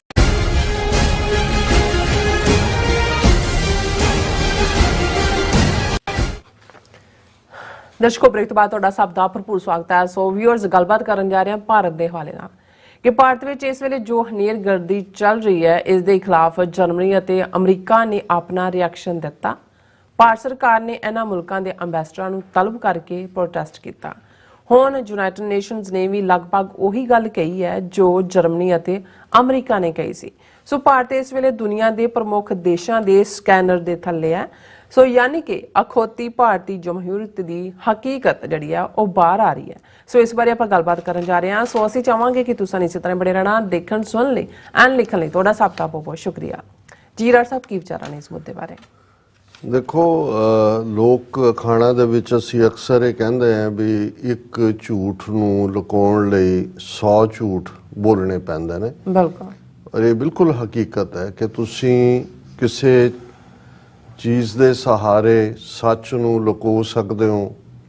ਅੱਜ ਦੇ ਜ਼ਮਾਨੇ ਜਦੋਂ ਪ੍ਰੋਪੇਗੈਂਡੇ ਦਾ ਜ਼ਮਾਨਾ ਹੈ ਜਾਂ ਸੌਫਟ ਪਾਵਰ ਦੇ ਤੌਰ ਦੇ ਉੱਤੇ ਤੁਸੀਂ ਕਿਸੇ ਚੀਜ਼ ਨੂੰ ਉਭਾਰਦੇ ਹੋ, ਜਿਵੇਂ ਅਸੀਂ ਕੱਲ ਜ਼ਿਕਰ ਕੀਤਾ ਸੀ ਕਿ ਭਾਰਤ ਨੇ ਕਿਵੇਂ ਉਹ ਮਹਾਤਮਾ ਬੁੱਧ ਜਾਂ ਯੋਗਾ ਜਾਂ ਉਸ ਦੇ ਨਾਲ ਬਾਅਦ ਦੇ ਵਿੱਚ 20ਵੀਂ ਸਦੀ 'ਚ ਗਾਂਧੀ ਨੂੰ ਕਿੰਨਾ ਵੱਡਾ ਬਣਾ ਕੇ ਪ੍ਰੈਜ਼ੈਂਟ ਕੀਤਾ। ਔਰ ਵੈਸਟਰਨ ਵਰਲਡ ਜਾਂ ਅਮਰੀਕਾ ਖਾਸ ਤੌਰ 'ਤੇ ਜਿਨ੍ਹਾਂ ਦੀਆਂ ਆਪਣੀਆਂ ਕੋਈ ਸਿਵਲਾਈਜੇਸ਼ਨਲ ਰੂਟਸ ਦੀ ਨਹੀਂ ਨੇ, 400-500 ਸਾਲ ਹੀ ਕੋਲੰਬਸ ਤੇ ਆਉਣ ਨਾਲ ਇਹਨਾਂ ਦੀ ਆਪਣੀ ਸੱਭਿਅਤਾ ਇੱਥੇ ਸ਼ੁਰੂ ਹੁੰਦੀ ਹੈ। ਉਹ ਵੀ ਵਣ ਦੀ ਲੱਕੜ ਇਕੱਠੀ ਹੁੰਦੀ ਹੈ ਔਰ ਨਵੇਂ ਤਜਰਬੇ ਕੀਤੇ ਜਾਂਦੇ ਨੇ। ਸੋ ਇਹ ਗਲੀਬਲ ਵੀ ਨੇ, ਕਿਉਂਕਿ ਇਸ ਕਿਸਮ ਦੇ ਲੋਕ ਜਿਹੜੇ ਫਿਰ ਇੱਕ ਮਟੀਰੀਅਲ ਦੌੜ ਦੇ ਵਿੱਚ ਵੀ ਕੈਪੀਟਲਿਸਟ ਸੁਸਾਇਟੀ ਹੋਣ ਦੇ ਨਾਤੇ ਜਦੋਂ ਕੋਈ ਰੂਹਾਨੀਅਤ ਜਾਂ ਦੂਸਰੀ ਤੀਸਰੀ ਮਿਸਟਿਸਿਜ਼ਮ, ਮੈਡੀਟੇਸ਼ਨ, ਭਗਤੀ, ਇਹ ਲਫ਼ਜ਼ ਇਹਨਾਂ ਨੂੰ ਖਿੱਚਦੇ ਰਹੇ ਨੇ ਔਰ ਇਹੀ ਕਾਰਨ ਹੈ ਕਿ ਉਹਨਾਂ ਦਾ ਝੂਠ ਵੀ ਵਿਕਦਾ ਰਿਹਾ। ਜਿੰਨੇ ਉਹਨਾਂ ਦੇ ਯੋਗੀ ਨੇ, ਜਦੋਂ ਇੱਥੇ ਹਿੱਪੀ ਕਲਚਰ ਵਾਲਾ ਉਹ ਦੌਰ ਚੱਲਿਆ 1960 ਦਾ, ਤੇ ਸਭ ਤੋਂ ਵੱਡੀ ਮਾਰਕੀਟ ਉੱਥੋਂ ਦੇ ਸਾਰੇ ਫਰਾਡ ਯੋਗੀਆਂ ਨੇ। ਕੋਈ ਪਿੰਡਾਂ ਦੇ ਨਾਲ ਲੱਗਦੇ ਹੀ ਸੀ, ਕੋਈ ਮਹੇਸ਼ ਯੋਗੀ ਆ ਗਿਆ, ਕੋਈ ਬਾਅਦ ਚ ਰਜਨੀਸ਼, ਔਰ ਦੂਸਰਾ ਹਾਲਾਂ ਹਰ ਇੱਕ ਦਾ ਆਪੋ ਆਪਣਾ ਅੰਦਾਜ਼ ਸੀ ਜਾਂ ਆਪੋ ਆਪਣੀ ਉਹਨਾਂ ਦੀ ਕਲਾਇੰਟੇਲ ਸੀ। ਬਾਲ ਗੋਬੇਸ਼ਵਰ ਤੇ ਕੌਣ ਆ ਹੁਣ ਉਹ ਸਤਿਗੁਰੂ ਦੇ ਨਾਂ ਥੱਲੇ ਫਰਾਡੀ ਆ, ਸ਼੍ਰੀ ਰਵੀ ਸ਼ੰਕਰ, ਫਿਰ ਰਾਮਦੇਵ ਦਾ ਫਰਾਡ ਹੁਣ ਦਾ ਸਾਰਾ। ਸੋ ਜੇ ਤੁਸੀਂ ਕੁੱਲ ਮਿਲਾ ਕੇ ਦੇਖੋਗੇ ਤੇ ਇਹ ਸਾਰੀ ਡਿਸੈਪਸ਼ਨ ਔਰ ਡਿਊਪਿੰਗ ਸੀ ਜਿਹੜੀ ਇਹਨਾਂ ਨੇ, ਜਿਨ੍ਹਾਂ ਦੇ ਕੋਲ ਕੋਈ ਉਹ ਕਨਵੋਲੂਟਡ ਮਾਈਂਡ ਨਹੀਂ ਹੈ। ਤੁਸੀਂ ਅਮਰੀਕਨ ਜਾਂ ਦੂਸਰੇ ਦੇਖੋਗੇ, ਸਧਾਰਨ ਲੋਕ, ਹਾਲਾਂ ਜਿਹੜੇ ਪਾਲਿਸੀ ਮੇਕਰ ਜਾਂ ਇਹਨਾਂ ਦੇ ਵੀ ਡੀਪ ਸਟੇਟ ਹੈ, ਉਹ ਆਪਣੇ ਉਸ ਕਿਸਮ ਦੇ ਉਹ ਮੈਕੀਆਵੈਲੀ ਬ੍ਰਾਂਡ ਲੋਕ ਨੇ। ਲੇਕਿਨ ਸਧਾਰਨ ਲੋਕਾਂ ਦੇ ਵੀ ਤੁਸੀਂ ਦੇਖੋਗੇ ਇੱਥੇ ਵਲਚਲ ਨਹੀਂ ਹੈ, ਸਟ੍ਰੇਟ ਫਾਰਵਰਡ। ਔਰ ਇਹੀ ਪਾਰਟ ਅਸੀਂ ਆਪਣੇ ਬੱਚਿਆਂ ਨੂੰ ਵੀ ਦੇਖਦੇ ਹਾਂ। ਔਰ ਮੈਂ ਇੱਕ ਬੀਬੀ ਜੀ ਜਿਹੜੇ ਆਪਣੇ ਬੱਚਿਆਂ ਨੂੰ ਲੈ ਕੇ ਪੰਜਾਬ ਗਏ, ਕਹਿੰਦਾ ਜੀ ਬੱਚਿਆਂ ਨੂੰ ਬਹੁਤ ਸਮਝਾਉਣਾ ਪੈਂਦਾ ਆਪਣਿਆਂ ਨੂੰ। ਆਪਣੇ ਤਾਂ ਕਹਿੰਦੇ ਬੁੱਧੂ ਨੇ ਇੱਥੋਂ ਦੇ ਬੱਚੇ, ਉਹ ਬਹੁਤ ਚਲਾਕ ਨੇ। ਉਹ ਕਹਿੰਦਾ ਵੀ ਇਹਨਾਂ ਨੂੰ ਕਰਨਾ ਪੈਂਦਾ ਵੀ ਇਹ ਤਾਂ ਵਿਚਾਰੇ ਮੇਕ ਬਿਲੀਵ ਗਲੀਬਲ ਨੇ, ਜੋ ਕੋਈ ਕਹਿੰਦਾ ਉਹ ਯਕੀਨ ਕਰਨਾ।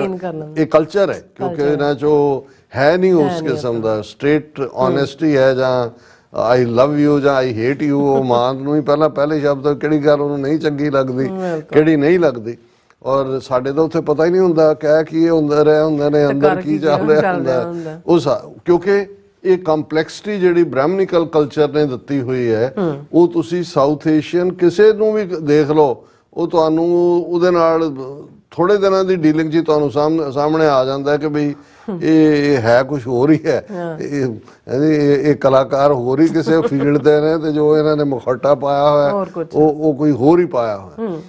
ਹੁਣ ਇਹ ਹੁੰਦਾ ਵੀ ਇਹ ਵੀ ਇੱਕ ਹਕੀਕਤ ਹੈ ਕਿ ਅਲਟੀਮੇਟਲੀ ਜਿਹੜਾ ਜਿਹਨੂੰ ਕਹਿੰਦੇ ਨੇ ਵੀ ਪਾਜ ਮਲਮਾ ਲੈ ਜਾਂਦਾ ਹੈ, ਕਿੰਨੀ ਕੁ ਦੇਰ ਤੁਸੀਂ ਪੱਜ ਪਾਓਗੇ, ਕਿੰਨੀ ਕੁ ਦੇਰ ਕੋਈ ਮਲਮਾ ਚਾੜੋਗੇ, ਇੱਕ ਦਿਨ ਉਹ ਹਕੀਕਤ ਬਾਹਰ ਆ ਜਾਂਦੀ। ਹੁਣ ਵੈਸਟਰਨ ਜਾਂ ਅਮਰੀਕਨਾਂ ਲਈ ਇਹ ਬਹੁਤ ਵੱਡੀ ਗੱਲ ਸੀ ਕਿ ਇੰਨੀ ਆਬਾਦੀ ਵਾਲਾ ਮੁਲਕ ਔਰ ਵੋਟਾਂ ਪਾਉਂਦੇ ਨੇ, ਡੈਮੋਕ੍ਰੇਸੀ, ਔਰ ਉਹ ਪਹਿਲੇ ਸੌਫਟ ਇਮੇਜ ਤਾਂ ਮੈਂ ਕਿਹਾ ਹੀ ਹੈ, ਮਿਸਟਿਸਿਜ਼ਮ, ਸਪਿਰਿਚੁਅਲਿਟੀ, ਇਹ ਉਹ।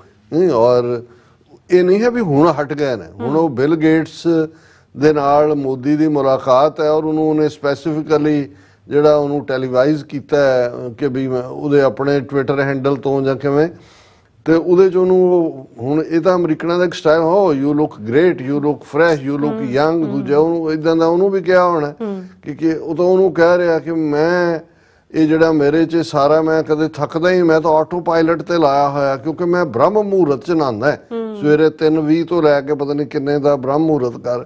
ਫਿਰ ਕਹਿੰਦਾ ਮੈਂ ਜਦੋਂ ਛੋਟਾ ਸੀ ਮੈਂ ਹਿਮਾਲਿਆ 'ਚ ਘੁੰਮਦਾ ਰਿਹਾ, ਤੇ ਉਹ ਹਿਮਾਲਿਆ ਦੀ ਸਾਰਾ ਪਾਰਟ, ਮੈਂ ਕਿਹਾ ਅਜੇ ਤੀਜਾ ਨਹੀਂ ਦੱਸਿਆ ਕਿ ਗਊ ਮੂਤਰ ਵੀ ਮੈਂ ਪੀਂਦਾ। ਉਹਨੂੰ ਲੱਗਾ ਹੋਣਾ ਵੀ ਹੁਣ ਤੂੰ ਇੰਨਾ ਤੁਸੀਂ ਝੂਠ ਬੋਲਦੇ ਹੋ ਵੀ ਤੂੰ ਕਿਹੜਾ ਹਿਮਾਲਿਆ। ਕਦੇ ਤੂੰ ਕਹਿੰਦਾ ਮੈਂ ਭਿਖਾਰੀ ਬਣ ਕੇ 30-35 ਸਾਲ ਮੰਗਦਾ ਰਿਹਾ ਲੋਕਾਂ ਦੇ, ਪੰਜਾਬ, ਹਰਿਆਣਾ, ਦੂਜੇ ਕਿਹੜੇ ਹਿਮਾਲਿਆ। ਹੁਣ ਕਿਉਂਕਿ ਅਮਰੀਕਨਾਂ ਦੇ ਇੱਕ ਹਿੱਸੇ 'ਚ ਅੱਜ ਵੀ ਜਦੋਂ ਮਿਸਟਿਸਿਜ਼ਮ ਔਰ ਹਿਮਾਲਿਅਨ ਅਵਰ ਯੋਗੀਜ਼ ਐਂਡ ਅਵਰ ਫਲਾਣਾ ਆਪਣਾ ਢਿਮਕਾ, ਉਹ ਝੂਠ ਦਾ ਜਿਹੜਾ ਉਹ ਪੂਰਾ ਬਣਾਇਆ ਹੁੰਦਾ ਉਹਨਾਂ ਨੇ ਬੁਲੰਦਾ। ਲੇਕਿਨ ਅਲਟੀਮੇਟਲੀ ਈਵਨ ਅਮਰੀਕਾ ਨੂੰ ਵੀ, ਜਿਵੇਂ ਅਸੀਂ ਕੱਲ FBI ਹੈੱਡਕੁਆਰਟਰ ਦੀ ਮੀਟਿੰਗ ਦਾ ਜ਼ਿਕਰ ਕੀਤਾ ਸੀ, ਬਾਅਦ 'ਚ ਵੀ ਸਾਡੇ ਇੱਕ ਵੀਰ ਪੁੱਛਣ ਲੱਗੇ ਵੀ ਕਿਵੇਂ। ਮੈਂ ਕਿਹਾ ਦੇਖੋ, ਔਰ ਇਹ ਵੀ ਇੱਕ ਚੱਲ ਰਿਹਾ ਅੱਜ ਹੀ, ਇੱਕ ਹੋਰ TV ਡਿਬੇਟ ਵੀ ਚੱਲ ਰਹੀ ਸੀ ਕਿ ਅਮਰੀਕਨਾਂ ਦਾ ਭਾਰਤ ਪ੍ਰਤੀ ਰਵੱਈਆ ਕਿਉਂ ਬਦਲ ਗਿਆ, ਵੀ ਕਿੱਥੇ ਜਿਸ ਲੈਵਲ ਦੇ ਉੱਤੇ ਸ਼ੇਅਰਡ ਵੈਲਿਊਜ਼ ਤੇ ਫਲਾਣਾ ਤੇ ਦੂਜਾ ਕਰ ਰਹੇ ਸੀ, ਇੱਕਦਮ ਅਮਰੀਕਾ ਨੇ ਜਿਹੜਾ ਇੱਕ ਤੋਂ ਬਾਅਦ ਇੱਕ ਝਟਕਾ ਭਾਰਤ ਨੂੰ ਦੇਣਾ ਸ਼ੁਰੂ ਕੀਤਾ ਹੋਇਆ, ਵੀ ਇਹਦਾ ਕੀ ਕਾਰਨ ਹੈ। ਮੈਂ ਉਹਨਾਂ ਨੂੰ ਕਿਹਾ, ਮੈਂ ਕਿਹਾ ਵੀ ਅਮਰੀਕਨ ਸੁਸਾਇਟੀ ਦਾ ਜਿਹੜਾ ਵੱਡਾ ਹਿੱਸਾ ਹੈ ਔਰ ਉਹਨਾਂ ਦਾ ਬਿਹੇਵੀਅਰ ਰੂਰਲ ਸੁਸਾਇਟੀ ਵਾਲਾ, ਪੇਂਡੂ ਜਿਹੜੇ ਕਾਸ਼ਤਕਾਰਾਂ ਵਾਲਾ ਹੁੰਦਾ, ਕਿ ਵੀ ਜਦੋਂ ਇਹ ਲੱਗ ਜਾਏ ਕਿ ਵੀ ਇਹ ਜਿਹਦੇ ਨਾਲ ਅਸੀਂ ਦੋਸਤੀ ਦੇ ਵਿੱਚ ਇੱਥੋਂ ਤੱਕ ਗਏ, ਇਹਨੇ ਪਿੱਠ 'ਚ ਛੁਰਾ ਮਾਰਿਆ, ਕਿ ਵੀ ਇਹ ਜੋ ਕੁਛ ਗੁਰਪਤਵੰਤ ਪੰਨੂ ਮਰਡਰ ਪਲਾਟ ਦੇ ਸਾਹਮਣੇ, ਜਿਹਨੂੰ ਉਹਨਾਂ ਨੇ ਹੁਣ ਆਪਣੇ ਵੈਬਸਾਈਟ ਤੇ FBI ਨੇ ਇੰਡੀਆਜ਼ ਟਰਾਂਸਨੈਸ਼ਨਲ ਰਿਪਰੈਸ਼ਨ ਦੀ ਕੈਟਾਗਰੀ 'ਚ ਲਿਆ ਹੁੰਦਾ, ਉਹਨੂੰ ਲੱਗਾ ਵੀ ਇਹ ਕੰਮ ਤਾਂ ਇੱਥੇ ਦੁਸ਼ਮਣ ਤਾਕਤਾਂ ਨੇ ਵੀ ਨਹੀਂ ਕੀਤਾ, ਕਦੇ KGB ਜਾਂ ਦੂਜਿਆਂ ਨੇ ਵੀ ਡੇਅਰ ਨਹੀਂ ਕੀਤਾ, ਇੱਕ ਦੋਸਤ ਮੁਲਕ। ਸੋ ਮੈਂ ਕਿਹਾ ਵੀ ਇਹ ਬਾਕੀ ਇੰਟਰਸਟ ਜਾਂ ਦੂਸਰੀਆਂ ਗੱਲਾਂ ਆਪਣੀ ਥਾਂ ਤੇ ਨੇ।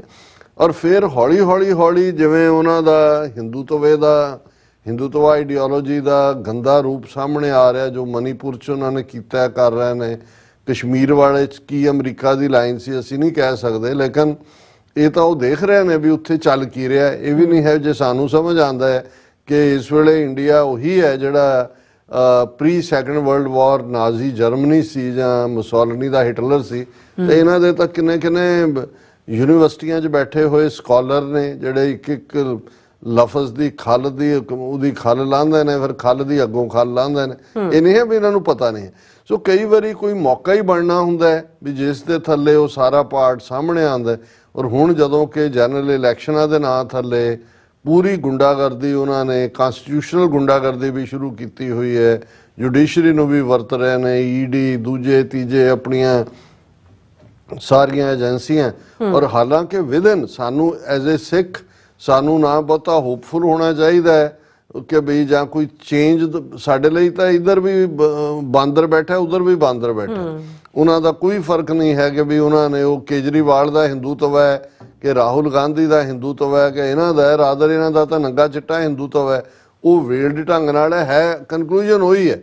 ਲੇਕਿਨ ਇਹਨਾਂ ਨੂੰ ਇਹ ਲੱਗਦਾ ਹੈ ਕਿ ਵੀ ਇਹ ਤਾਂ ਜਿਹੜੀਆਂ ਵੈਲਿਊਜ਼ ਕਨਸਟੀਟਿਊਸ਼ਨ ਦੇ ਵਿੱਚ ਦਿੱਤੀਆਂ ਹੋਈਆਂ ਨੇ ਜਾਂ ਇਹ ਤਾਂ ਉਹਨੂੰ ਵੀ ਵਾਇਲੇਟ ਕਰ ਰਹੇ ਨੇ। ਇਹੀ ਕਾਰਨ ਹੈ ਕਿ ਕੇਜਰੀਵਾਲ ਦੀ ਅਰੈਸਟ ਹੋਏ ਜਾਂ ਕਾਂਗਰਸ ਦੇ ਜਿਹੜੇ ਅਕਾਊਂਟ ਨੇ ਪਾਰਟੀ ਦੇ ਉਹ ਫਰੀਜ਼ ਕਰਨਾ ਹੋਏ। ਉਹਨੂੰ ਲੈ ਕੇ ਜਰਮਨ ਵਾਲਿਆਂ ਨੇ ਪਹਿਲਾਂ ਰਿਐਕਟ ਕੀਤਾ, ਇੰਡੀਆ ਨੇ ਬੜਾ ਰੋਸਾ ਕਰਕੇ ਜਰਮਨ ਦੇ ਐਂਬੈਸਡਰ ਨੂੰ ਸੱਦ ਲਿਆ। ਅਮਰੀਕਨ ਸਟੇਟ ਡਿਪਾਰਟਮੈਂਟ ਨੇ ਆਪਣੀ ਬਰੀਫਿੰਗ 'ਚ ਵੀ ਉਹੀ ਕਿਹਾ, ਉਹਨਾਂ ਨੇ ਇਹ ਕਿਹਾ ਕਿ ਭਾਈ ਇੰਡੀਆ ਜਿਹੜਾ ਉਸ ਨੂੰ ਸੰਭਲ ਕੇ, ਡੈਮੋਕ੍ਰੇਸੀ ਹੈ, ਅਸੀਂ ਮੋਨੀਟਰ ਕਰ ਰਹੇ ਹਾਂ, ਅਰੈਸਟ ਵੀ ਔਰ ਦੂਜੀ ਵੀ। ਔਰ ਇੰਡੀਆ ਨੇ ਇੰਨਾ ਜਿਹੜਾ ਉਹ ਤੁਸੀਂ ਦੇਖੋ ਵੀ ਹੰਕਾਰੇ ਹੋਏ ਨੇ ਕਿ ਅਮਰੀਕਨ ਐਂਬੈਸਡਰ ਤਾਂ ਉੱਥੇ ਹੈ ਨਹੀਂ, ਨੰਬਰ 2 ਜਿਹੜੀ ਹੈ ਐਂਬੈਸੀ ਦੇ ਵਿੱਚ ਬੀਬੀ ਗਲੋਰੀਆ, ਉਹਨੂੰ ਸੱਦ ਕੇ ਅੱਧਾ ਘੰਟਾ ਡਰੈਸਿੰਗ ਦਿੱਤੀ ਉਹਨੂੰ ਕਿ ਵੀ ਇਵੇਂ ਉਹਨਾਂ ਨੂੰ ਲੱਗਾ ਜੀ ਅਸੀਂ ਅਮਰੀਕਾ ਨੂੰ ਕਰ ਲਿਆ।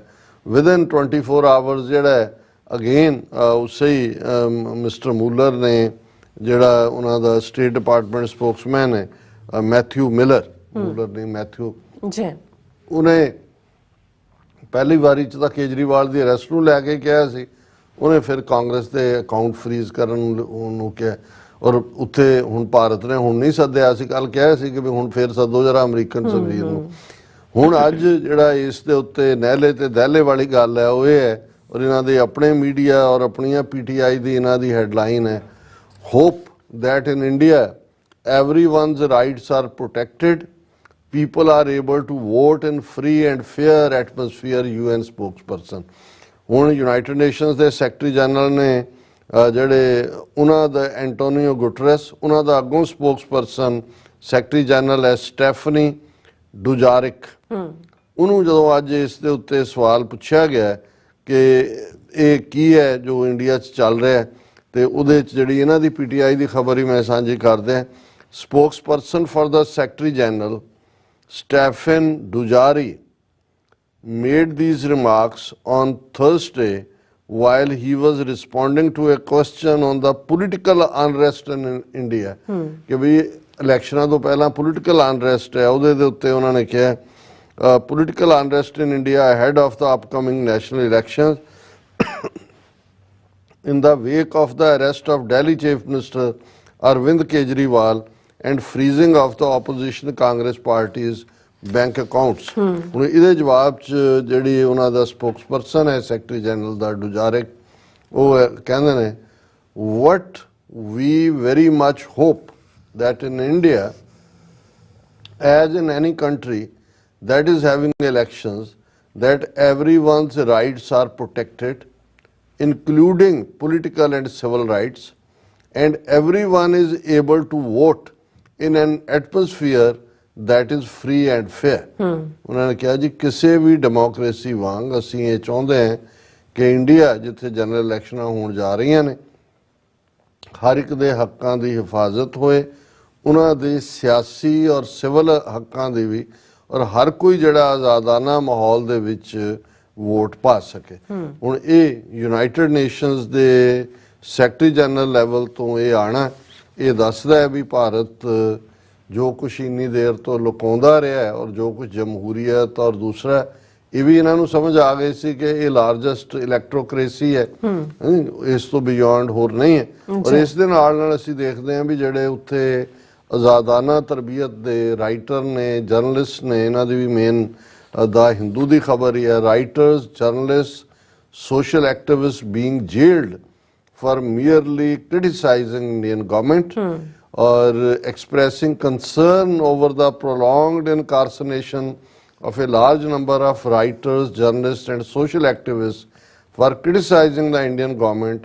A group of eminent personalities have sought to draw the world's attention on how India's democratic tradition is being fundamentally undermined। और एक joint statement ਦਿੱਤੀ ਹੈ ਜਿਸ ਦੇ ਵਿੱਚ ਨੋਵਲਿਸਟ ਅਮਿਤਾਭ ਘੋਸ਼ ਹੈ, ਲਿਟਰਰੀ ਥਿਓਰਿਸਟ ਗਾਇਤਰੀ ਚੱਕਰਵਰਤੀ ਹੈ, ਪ੍ਰੋਫੈਸਰ ਅਕੀਲ ਬਿਲਗਾਨੀ ਹੈ, ਪ੍ਰੋਫੈਸਰ ਸ਼ੈਲਡਨ ਪੋਲਕ ਹੈ।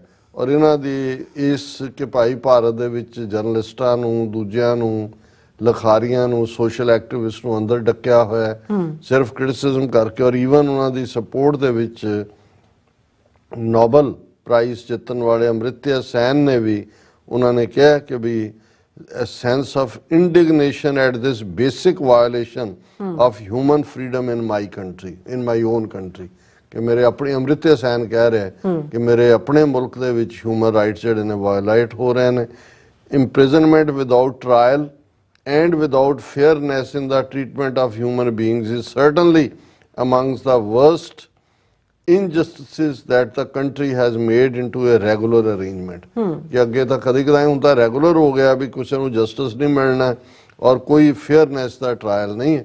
ਔਰ ਈਵਨ ਜਿਹੜਾ ਅਮਰੀਕਾ ਦਾ ਰਿਐਕਸ਼ਨ ਸੀ ਇਸ ਦੇ ਉੱਤੇ, ਉਹਨਾਂ ਨੇ ਵਾਲ ਸਟਰੀਟ ਜਰਨਲ ਨੇ ਅੱਜ ਉਹਦੇ ਤੇ ਹੈਡਲਾਈਨ ਇਹ ਲਾਈ ਹੈ, arrest in India draws US scrutiny। ਖਬਰ ਹੋਈ ਹੈ ਜੋ ਅਸੀਂ ਡਿਸਕਸ ਕੀਤੀ ਹੈ, ਪਰ Wall Street the world news the as a headline news ਬਣਾਉਣਾ, arrest in India draws US scrutiny, ਕਿ ਉੱਥੇ ਗ੍ਰਿਫਤਾਰੀ ਹੁੰਦੀ ਹੈ ਤੇ ਇੱਥੇ ਉਹ ਸਕਰੂਟੀਨਾਈਜ਼ ਕੀਤਾ ਜਾ ਰਿਹਾ। ਸੋ ਇਹ ਹੈ ਕਿ ਅਲਟੀਮੇਟਲੀ ਕੂੜ ਨਖੁੱਟਾ ਨਾਨਕਾ ਓੜਕ ਸੱਚ ਰਹੀ। ਅਲਟੀਮੇਟਲੀ ਉਸ ਪਾਸੇ ਵਾਲੇ ਨਾਲ ਦਾ ਬਿਗਿਨਿੰਗ ਆਫ ਐਨ ਐਂਡ ਇਹ ਸ਼ੁਰੂ ਹੋ ਗਿਆ। ਜੀ ਡਾਕਟਰ ਸਾਹਿਬ ਤੁਹਾਡਾ ਬਹੁਤ ਬਹੁਤ ਧੰਨਵਾਦ। ਸੋ ਇੱਥੇ ਲੈਣ ਬ੍ਰੇਕ। ਵਿਊਅਰਸ ਤੁਸੀਂ ਇਸੇ ਤਰ੍ਹਾਂ ਬਣੇ ਰਹਿਣਾ, ਮਿਲਦੇ ਹਾਂ ਆਫਟਰ ਦਿਸ ਸ਼ਾਰਟ ਬ੍ਰੇਕ।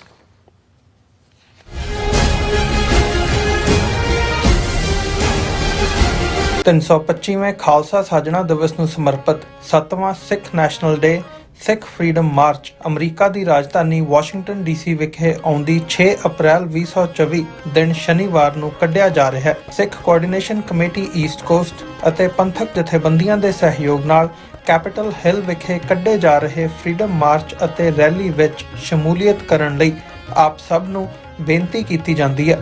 ਆਓ ਪਰਿਵਾਰਾਂ ਸਮੇਤ ਨੈਸ਼ਨਲ ਸਿੱਖ ਡੇ ਪਰੇਡ ਦਾ ਹਿੱਸਾ ਬਣੀਏ। ਦੁਪਹਿਰ 1 ਵਜੇ ਤੋਂ TV 84 ਤੇ ਇਸ ਮਾਰਚ ਦਾ ਲਾਈਵ ਪ੍ਰਸਾਰਣ ਕੀਤਾ ਜਾਵੇਗਾ। ਵਧੇਰੇ ਜਾਣਕਾਰੀ ਲਈ ਆਪ ਹੇਠ ਦਿੱਤੇ ਨੰਬਰਾਂ ਤੇ ਸੰਪਰਕ ਕਰ ਸਕਦੇ ਹੋ। ਕੈਲੀਫੋਰਨੀਆ ਵਿਖੇ ਖਾਲਿਸਤਾਨ ਰੈਫਰੈਂਡਮ ਦੇ ਦੂਜੇ ਪੜਾਅ ਦੀਆਂ ਵੋਟਾਂ ਸ਼ਹੀਦ ਜਥੇਦਾਰ ਗੁਰਦੇਵ ਸਿੰਘ ਕੌਂਕੇ ਨੂੰ ਸਮਰਪਿਤ 31 ਮਾਰਚ ਦਿਨ ਐਤਵਾਰ ਨੂੰ ਕੈਲੀਫੋਰਨੀਆ ਸਟੇਟ ਕੈਪੀਟਲ ਸੈਕਰਾਮੈਂਟੋ ਵਿਖੇ ਸਵੇਰੇ 9 ਵਜੇ ਤੋਂ ਲੈ ਕੇ ਸ਼ਾਮ ਦੇ 5 ਵਜੇ ਤੱਕ ਪੈਣਗੀਆਂ। ਸ਼ਹੀਦ ਜਥੇਦਾਰ ਕੌਂਕੇ ਨੂੰ ਕੌਮੀ ਸ਼ਹੀਦ ਐਲਾਨਣ ਦੇ ਲਈ ਸਟੇਟ ਕੈਪੀਟਲ ਦੇ ਉੱਤੇ 29 ਮਾਰਚ ਨੂੰ ਅਖੰਡ ਪਾਠ ਸਾਹਿਬ ਰੱਖੇ ਜਾਣਗੇ, ਜਿਨ੍ਹਾਂ ਦੇ ਭੋਗ ਵੋਟਾਂ ਵਾਲੇ ਦਿਨ 31 ਮਾਰਚ ਨੂੰ ਸਵੇਰੇ 7 ਵਜੇ ਸਟੇਟ ਕੈਪੀਟਲ ਤੇ ਹੀ ਪਾਏ ਜਾਣਗੇ। ਹੋਰ ਜਾਣਕਾਰੀ ਲਈ ਸੰਪਰਕ ਕਰੋ 669-222-0946 ਜਾਂ 669-222-0306।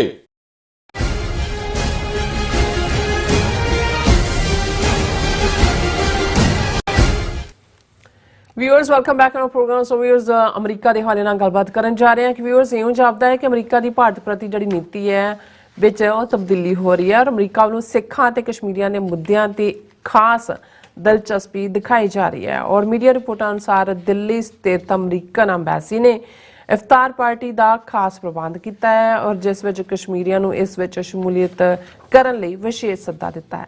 ਸੋ ਪਿਛਲੇ 4 ਸਾਲਾਂ ਵਿੱਚ ਇਹ ਪਹਿਲੀ ਵਾਰ ਹੋ ਰਿਹਾ ਹੈ ਕਿ ਕਸ਼ਮੀਰੀਆਂ ਨੂੰ ਅਮਰੀਕਨ ਐਮਬੈਸੀ ਨੇ ਇਫਤਾਰ ਪਾਰਟੀ ਤੇ ਸੱਦਿਆ ਹੈ। ਸੋ ਇਸ ਬਾਰੇ ਆਪਾਂ ਗੱਲਬਾਤ ਕਰਨ ਜਾ ਰਹੇ ਹਾਂ। ਸੋ ਅਸੀਂ ਚਾਹਾਂਗੇ ਕਿ ਤੁਸੀਂ ਇਸੇ ਤਰ੍ਹਾਂ ਬੜੇ ਰਹਿਣਾ, ਦੇਖਣ ਸੁਣਨ ਲਈ ਲਿਖਣ ਲਈ ਤੁਹਾਡਾ ਸਭ ਦਾ ਬਹੁਤ ਬਹੁਤ ਸ਼ੁਕਰੀਆ ਜੀ। ਡਾਕਟਰ ਸਾਹਿਬ ਕੀ ਕਹਿਣਾ ਚਾਹੋਗੇ? ਦੇਖੋ, ਅਸੀਂ ਪਿਛਲੇ ਸੈਗਮੈਂਟ ਦੇ ਵਿੱਚ ਗੱਲ ਕਰਕੇ ਹਟੇ ਕਿ ਕਿਵੇਂ ਅਮਰੀਕਾ ਇਸ ਵੇਲੇ ਭਾਰਤ ਦੇ ਬਲਫ ਨੂੰ ਬਲਫ ਕਹਿਣ ਦੀ ਜਿਹੜਾ ਹੈ ਉਹ ਰੌਂ ਦੇ ਵਿੱਚ ਹੈ। ਜਿਵੇਂ ਅਮਰੀਕਾ ਨੇ ਗੁਰਪਤਵੰਤ ਪੰਨੂ ਮਰਡਰ ਪਲਾਟ ਦੇ ਮੁੱਦੇ ਦੇ ਉੱਤੇ ਇਸ ਨੂੰ ਉਸੇ ਹੀ ਅਹਿਮੀਅਤ ਦੇ ਨਾਲ ਦੇਖਿਆ ਜਿਸ ਦਾ ਇਹ ਜਿਹੜਾ ਉਹ ਹੱਕਦਾਰ ਸੀ। ਔਰ ਕੱਲਾ ਇਹੀ ਨਹੀਂ ਕਿ ਉਹਨਾਂ ਨੇ ਇਸ ਨੂੰ ਅੰਡਰ ਦਾ ਰੈਪਸ ਰੱਖਿਆ, ਓਪਨਲੀ ਹੁਣ ਵੀ ਉਹਦੀ ਅਕਾਊਂਟੇਬਿਲਟੀ ਦੀ ਗੱਲ। ਔਰ ਜਿਵੇਂ ਅਸੀਂ 2 ਦਿਨ ਪਹਿਲੇ ਜਿਹੜੀ ਸਾਡੀ ਮੀਟਿੰਗ ਸਿੱਖ ਡੈਲੀਗੇਸ਼ਨ ਦੀ ਇਹਨਾਂ ਦੇ ਹਾਇਰ ਅਪਸ ਦੇ ਨਾਲ ਹੁੰਦੀ ਹੈ, ਉਸ ਤੋਂ ਵੀ ਅਸੀਂ ਅੰਦਾਜ਼ਾ ਲਾ ਸਕਦੇ ਹਾਂ ਬਾਡੀ ਲੈਂਗੁਏਜ ਤੋਂ, ਉਹਨਾਂ ਦੇ ਲਫ਼ਜ਼ਾਂ ਤੋਂ, ਔਰ ਜਿਸ ਅਹਿਮੀਅਤ ਦੇ ਨਾਲ ਉਹ ਸਿੱਖ ਇਸ਼ੂਜ਼ ਨੂੰ ਦੇਖਣ ਲੱਗੇ ਨੇ। ਗੱਲ ਕੱਲੀ ਅਮਰੀਕਨ ਸੋਇਲ ਦੇ ਉੱਤੇ ਟਰਾਂਸਨੈਸ਼ਨਲ ਰਿਪਰੈਸ਼ਨ ਕ੍ਰਾਈਮ ਭਾਰਤ ਦਾ ਕਰਨਾ ਇੱਥੋਂ ਤੱਕ ਹੁਣ ਮਹਿਦੂਦ ਨਹੀਂ ਹੈ। ਉਹਨਾਂ ਦੀ ਖਾਲਿਸਤਾਨ ਬਾਰੇ ਉਹ ਜਾਣਨਾ ਚਾਹੁੰਦੇ ਨੇ, ਉਸ ਦੇ ਆਸਪੈਕਟਸ ਨੂੰ ਵੀ ਜ਼ਰੂਰ ਵਿਚਾਰ ਰਹੇ ਹੋਣਗੇ। ਔਰ ਸਿੱਖਾਂ ਪ੍ਰਤੀ ਜਿਹੜਾ ਇਹਨਾਂ ਦੀ ਪਹੁੰਚ ਐਟਲੀਸਟ ਓਬਜੈਕਟਿਵ ਜ਼ਰੂਰ ਹੈ। ਸਿੰਪੈਥੈਟਿਕ ਤਾਂ ਐਜ਼ ਏ ਵਿਕਟਮ ਜਦੋਂ ਕਿਸੇ ਦੇ ਨਾਲ ਧੱਕਾ ਹੋ ਰਿਹਾ ਹੁੰਦਾ ਤਾਂ ਹੁੰਦਾ ਹੀ ਹੈ, ਪਰ ਮੈਨੂੰ ਇਹ ਲੱਗਦਾ ਹੈ ਕਿ ਵੀ ਈਵਨ ਜਿਹੜਾ ਖਾਲਿਸਤਾਨ ਦਾ ਨੈਰੇਟਿਵ ਹੈ ਜਾਂ ਐਜ਼ ਏ ਬਫਰ ਸਟੇਟ ਇਹਨਾਂ 3 ਨਿਊਕਲੀਅਰ ਆਰਮਡ ਸਟੇਟਾਂ ਦੇ ਵਿਚਾਲੇ ਪਾਕਿਸਤਾਨ, ਚਾਈਨਾ ਔਰ ਇੰਡੀਆ, ਇਹਨੂੰ ਵੀ ਕਿਤੇ ਨਾ ਕਿਤੇ ਆਉਣ ਵਾਲੇ ਪੀਰੀਅਡ 'ਚ ਜੇ ਅਮਰੀਕਾ ਨੂੰ ਇਹ ਲੱਗੇਗਾ ਵੀ ਉਹਨਾਂ ਦੇ ਹਿੱਤ ਵੀ ਉਹਦੇ 'ਚ ਸੁਰੱਖਿਅਤ ਨੇ, ਹੋਣੇ ਵੀ ਚਾਹੀਦੇ ਨੇ, ਇਹ ਤਾਂ ਹਰ ਮੁਲਕ ਨੇ ਆਪਣਾ ਇੰਟਰਸਟ ਦੇਖਣਾ। ਪਰ ਅਸੀਂ ਰਿਪੀਟਡਲੀ ਇਸੇ ਹੀ ਆਰਗੂਮੈਂਟ ਦੇ ਦੁਆਲੇ ਆਪਣੀ ਗੱਲ ਕਿ ਇੱਕ ਪਾਸੇ ਤਿੰਨੋਂ ਹੀ ਨਿਊਕਲੀਅਰ ਆਰਮ ਜਿਨ੍ਹਾਂ ਦੇ ਲੈਂਡ ਬਾਰਡਰ ਲੱਗਦਾ ਇੱਕ ਦੂਸਰੇ ਦੇ ਨਾਲ ਕਨਫਰੰਟੇਸ਼ਨ ਹੈ, ਚਾਈਨਾ ਔਰ ਭਾਰਤ ਉਹ 62 ਹੋਏ ਜਾਂ ਹੁਣੇ ਹੀ ਗਲਵਾਨ ਦੇ ਵਿੱਚ ਕੀ ਹੋ ਕੇ ਹਟਿਆ, ਭਾਰਤ ਔਰ ਪਾਕਿਸਤਾਨ 48 ਹੋਏ, 65 ਹੋਏ, 71 ਹੋਏ, 99 ਚ ਕਾਰਗਿਲ ਹੋਏ। ਔਰ ਇਸ ਸਭ ਦੇ ਚੱਲਦਿਆਂ ਜਿਹੜਾ ਖਾਸ ਤੌਰ ਤੇ ਸਿੱਖ ਫੈਕਟਰ ਹੈ ਉਸ ਨੇ ਆਪਣੀ ਹੋਂਦ ਵੀ ਦਿਖਾਈ ਹੈ ਕੋਵਿਡ-19 ਦੇ ਵੇਲੇ ਵੀ, ਅਦਰਵਾਈਜ਼ ਵੀ ਅਸੀਂ politically America, Canada, UK, Australia ਦੇ ਵਿੱਚ ਜਿਹੜਾ ਆਪਣੀ ਥਾਂ ਬਣਾ ਰਹੇ। ਸੋ ਸਿੱਖ ਫੈਕਟਰ ਦੇ ਵਿੱਚ ਔਰ ਇਹਦੇ 'ਚ ਵੀ ਕੋਈ ਦੋ ਰਾਵਾਂ ਨਹੀਂ ਨੇ ਕਿ ਜਿਹੜੀਆਂ ਸਿੱਖ ਧਰਮ ਦਾ ਵੈਲਿਊ ਸਿਸਟਮ ਹੈ ਇਹ ਰਨ ਪੈਰਲਲ ਕਰਦਾ ਹੈ ਉਸੇ ਹੀ ਸਿਸਟਮ ਦੇ ਜਿਸ ਨੂੰ ਅਮਰੀਕਾ ਦੇ ਫਾਊਂਡਿੰਗ ਫਾਦਰਸ ਨੇ ਜਿਸ ਦੇ ਉੱਤੇ ਇਸ ਮੁਲਕ ਦੀ ਨੀਂਹ ਰੱਖੀ। ਕੋਈ ਅਪਵਾਦ ਨਹੀਂ ਹੈ, ਕੋਈ ਸਾਡਾ ਟਕਰਾਅ ਨਹੀਂ ਹੈ। ਔਰ ਸਾਡੀਆਂ ਵੈਲਿਊਜ਼, ਸਿੱਖ ਧਰਮ ਦੀਆਂ ਵੈਲਿਊਜ਼, UN ਚਾਰਟਰ ਹੋਏ, ਇੰਟਰਨੈਸ਼ਨਲ ਲਾਅ ਹੋਏ, ਉਹ ਸਭ ਦੇ ਨਾਲ ਬਿਲਕੁਲ ਜਿਹੜਾ ਉਹ ਇਹ ਤਾਂ ਹੁਣ ਬਣੇ ਨੇ 20ਵੀਂ ਸਦੀ 'ਚ, 5 ਸਦੀਆਂ ਤੋਂ ਸਾਡਾ ਫਲਸਫਾ ਇਹੀ ਹੈ। ਕਸ਼ਮੀਰ, ਜੰਮੂ ਕਸ਼ਮੀਰ, ਇਹ ਮੁੱਦਾ ਹਮੇਸ਼ਾ ਅਹਿਮੀਅਤ ਵਾਲਾ ਰਿਹਾ ਕਿਉਂਕਿ ਇੰਡੀਆ ਇਹਨੂੰ UN ਸਿਕਿਉਰਿਟੀ ਕਾਉਂਸਲ 'ਚ ਲਿਆਇਆ ਸੀ। ਪਲੈਬਸਾਈਟ, ਰਾਏਸ਼ੁਮਾਰੀ ਕਰਾ ਕੇ ਜੰਮੂ ਕਸ਼ਮੀਰ ਦੇ ਲੋਕਾਂ ਨੂੰ ਪੁੱਛਿਆ ਜਾਏ ਕਿ ਉਹ ਭਾਰਤ ਨਾਲ ਜਾਣਾ ਚਾਹੁੰਦੇ ਨੇ ਜਾਂ ਪਾਕਿਸਤਾਨ 'ਚ। ਇਸ ਦੇ ਉੱਤੇ 16-17 UN ਸਿਕਿਉਰਿਟੀ ਕਾਉਂਸਲ ਦੇ ਰੈਜ਼ੋਲੂਸ਼ਨ ਨੇ।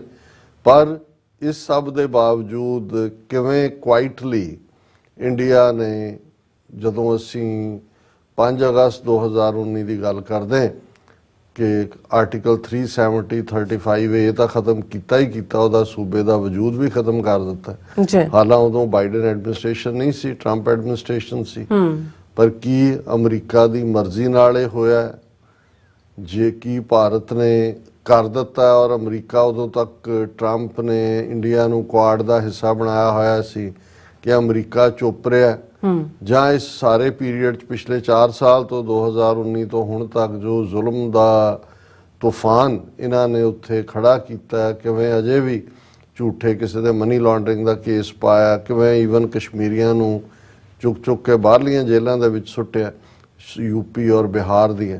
ਹੁਣ ਇਸ ਸਭ ਦੇ ਚੱਲਦਿਆਂ ਕਿਤੇ ਵੀ ਹਾਲਾਂਕਿ US ਕਾਂਗਰੈਸ਼ਨਲ ਹੀਅਰਿੰਗ ਹੋਈ, ਕਾਂਗਰਸ ਨੇ ਕੀਤੀ ਇੱਧਰ ਉੱਧਰ, ਪਰ ਤੁਹਾਨੂੰ ਵਾਈਟ ਹਾਊਸ ਜਾਂ ਅਮਰੀਕਾ ਟਰੰਪ ਪੀਰੀਅਡ 'ਚ ਵੀ, ਬਾਈਡਨ ਐਡਮਿਨਿਸਟ੍ਰੇਸ਼ਨ ਵੇਲੇ ਵੀ ਕੋਈ ਨਹੀਂ ਆਇਆ। ਔਰ ਅਨਫੋਰਚੂਨੇਟਲੀ ਪਾਕਿਸਤਾਨ ਨਾਲ ਸੰਬੰਧ ਵੀ ਅਮਰੀਕਾ ਦੇ ਵਿਗੜ ਗਏ ਇਸ ਸਾਰੇ ਪੀਰੀਅਡ।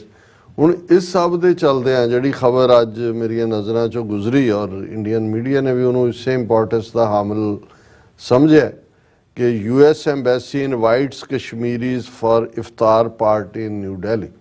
ਹੁਣ ਅੱਜ ਕੱਲ ਰਮਜ਼ਾਨ ਦਾ ਮਹੀਨਾ ਚੱਲ ਰਿਹਾ, ਰੋਜ਼ੇ ਰੱਖੇ ਜਾ ਰਹੇ ਨੇ ਔਰ ਰੋਜ਼ਾਨਾ ਜਦੋਂ ਤੋੜਿਆ ਜਿਹੜਾ ਰੋਜ਼ਾ ਖੋਲ੍ਹਿਆ ਜਾਂਦਾ ਹੈ ਤੇ ਉਸ ਵੇਲੇ ਜਿਹੜਾ ਰਲ ਕੇ ਆਪਸ ਦੇ ਵਿੱਚ ਖਾਣਾ ਉਹਨੂੰ ਇਫਤਾਰ ਪਾਰਟੀ ਲਫ਼ਜ਼ ਉਹਦੇ ਲਈ ਇਸਤੇਮਾਲ ਹੁੰਦਾ ਹੈ। ਸ਼ਾਇਦ 9 ਅਪ੍ਰੈਲ ਨੂੰ ਈਦ ਹੈ, ਸੋ ਇਸ ਲਈ ਇਹ ਇਫਤਾਰ ਸਿਰਫ ਰੋਜ਼ਿਆਂ ਦੇ ਖਤਮ ਹੋਣ ਤੇ ਨਹੀਂ ਹੁੰਦਾ, ਇਹ ਈਵਨ ਜਿਹੜਾ ਰੋਜ਼ਾਨਾ ਵੀ ਜਿਹੜਾ ਰੋਜ਼ੇ ਦਾ ਐਂਡ ਹੁੰਦਾ, ਰੋਜ਼ਾ ਖੋਲ੍ਹਿਆ ਜਾਂਦਾ ਹੈ ਤੇ ਉਸ ਗੈਦਰਿੰਗ ਨੂੰ ਔਰ ਉਸ ਦੇ ਜਿਹੜਾ ਖਾਣੇ ਨੂੰ ਇਫਤਾਰ ਕਿਹਾ ਜਾਂਦਾ।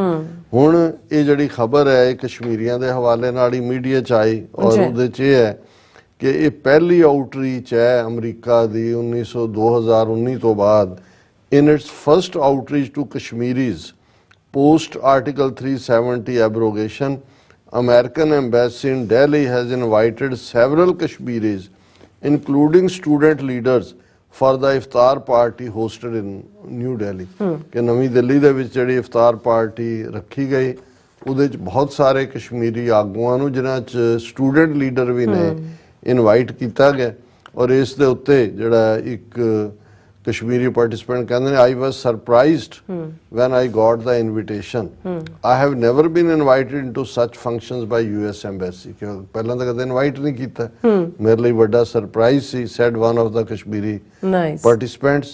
Or he said during the interaction they talked about issues faced by Kashmiris and situation in Kashmir. ਹੁਣ ਇਫਤਾਰ ਇਹ ਨਹੀਂ ਸੀ ਕਿ ਬਈ ਉੱਥੇ ਉਹ ਗੋਸ਼ਤ ਖਾ ਕੇ ਆ ਗਏ, ਉਹਨੇ ਕਿਹਾ ਜੀ ਉੱਥੇ ਕਸ਼ਮੀਰੀਆਂ ਦੇ ਮੁੱਦੇ, ਕਸ਼ਮੀਰੀਆਂ ਦੀਆਂ ਕੀ ਡਿਫਿਕਲਟੀਜ਼ ਨੇ, ਇਹ ਡਿਸਕਸ ਹੋਈਆਂ। ਫਿਰ ਇੱਕ ਹੋਰ ਪਾਰਟਿਸਪੈਂਟ ਨਦੀਮ ਯੂਸਫ ਜਿਹੜਾ ਵਕੀਲ ਹੈ ਉਹਨੇ ਟਵੀਟ ਕੀਤਾ ਇਫਤਾਰ ਪਾਰਟੀ ਬਾਰੇ, ਤਾਂ ਉਹਨੇ thanking the US embassy for hosting it.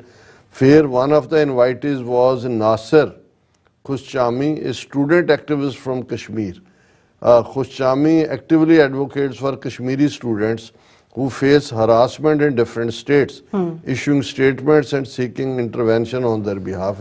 Student leader है, उन्हें भी इस दे उत्ते कीता है और इस दे उत्ते यही खबर ईवन दूसरे मीडिया ने भी दिती है, ट्रिब्यून ने भी इसनों यही हेडलाइन बनाया। सो मैनू ये लगता है कि जिवें असीं ये महसूस करते हैं कि बई एक स्टेज सी कि ਇਹਦੇ ਬਾਵਜੂਦ ਸਾਡੇ ਨਾਲ ਕੀ ਹੋ ਰਿਹਾ 80s 90s 'ਚ ਅਮਰੀਕਾ ਨੇ ਕੋਈ ਅੰਦਰ ਖਾਤੇ ਕਿਸੇ ਨਾਲ ਰਾਬਤਾ ਹੋਏ ਤਾਂ ਮੈਨੂੰ ਪਤਾ ਨਹੀਂ, ਪਰ ਕਦੇ ਵੀ ਓਪਨਲੀ ਇਸ ਕਿਸਮ ਦਾ ਜਿਹੜਾ ਸਿੱਖਾਂ ਪ੍ਰਤੀ ਜਾਂ ਜਿਵੇਂ ਉਹ ਤੁਹਾਨੂੰ ਨੇੜਤਾ ਨਹੀਂ ਸੀ ਨਜ਼ਰ ਆਉਂਦੀ, ਹੁਣ ਇਹ ਖੁੱਲ ਕੇ ਸਾਹਮਣੇ ਹੈ। ਤੇ ਜਿਹੜਾ ਕਸ਼ਮੀਰੀਆਂ ਬਾਰੇ 4 ਸਾਲ ਬਾਅਦ all of a sudden Delhi 'ਚ ਉਹਨਾਂ ਦੀ ਐਮਬੈਸੀ ਹੋਸਟ ਕਰ ਰਹੀ ਹੈ ਅਮਰੀਕਾ ਦੀ ਇਫਤਾਰ ਪਾਰਟੀ ਤੇ ਕਸ਼ਮੀਰ ਤੋਂ ਉਹਨਾਂ ਦੇ ਸਟੂਡੈਂਟ ਲੀਡਰਸ ਔਰ ਕਸ਼ਮੀਰੀ ਲੀਡਰਾਂ ਨੂੰ ਇਨਵਾਈਟ ਕਰ ਰਹੀ ਹੈ।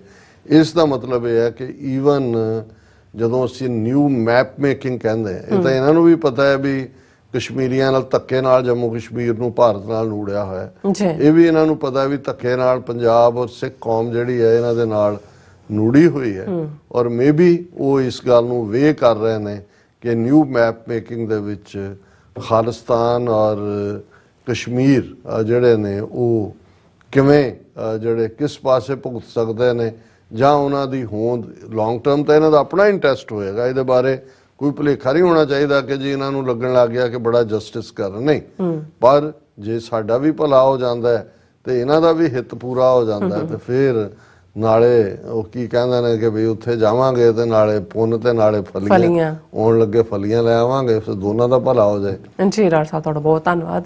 ਸੋ ਇੱਥੇ ਲੈਣਾ ਬ੍ਰੇਕ। ਵਿਊਅਰਸ ਤੁਸੀਂ ਇਸੇ ਤਰ੍ਹਾਂ ਬਣੇ ਰਹਿਣਾ, ਮਿਲਦੇ ਹਾਂ ਛੋਟੇ ਜਿਹੇ ਬ੍ਰੇਕ ਤੋਂ ਬਾਅਦ।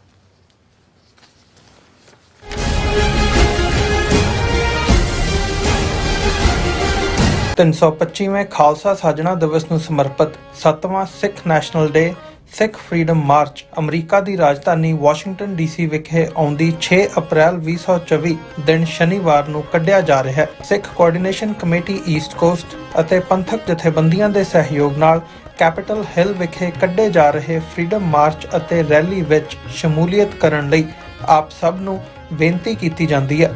ਆਓ ਪਰਿਵਾਰਾਂ ਸਮੇਤ ਨੈਸ਼ਨਲ ਸਿੱਖ ਡੇ ਪਰੇਡ ਦਾ ਹਿੱਸਾ ਬਣੀਏ। ਦੁਪਹਿਰ 1 ਵਜੇ ਤੋਂ TV 84 ਤੇ ਇਸ ਮਾਰਚ ਦਾ ਲਾਈਵ ਪ੍ਰਸਾਰਣ ਕੀਤਾ ਜਾਵੇਗਾ।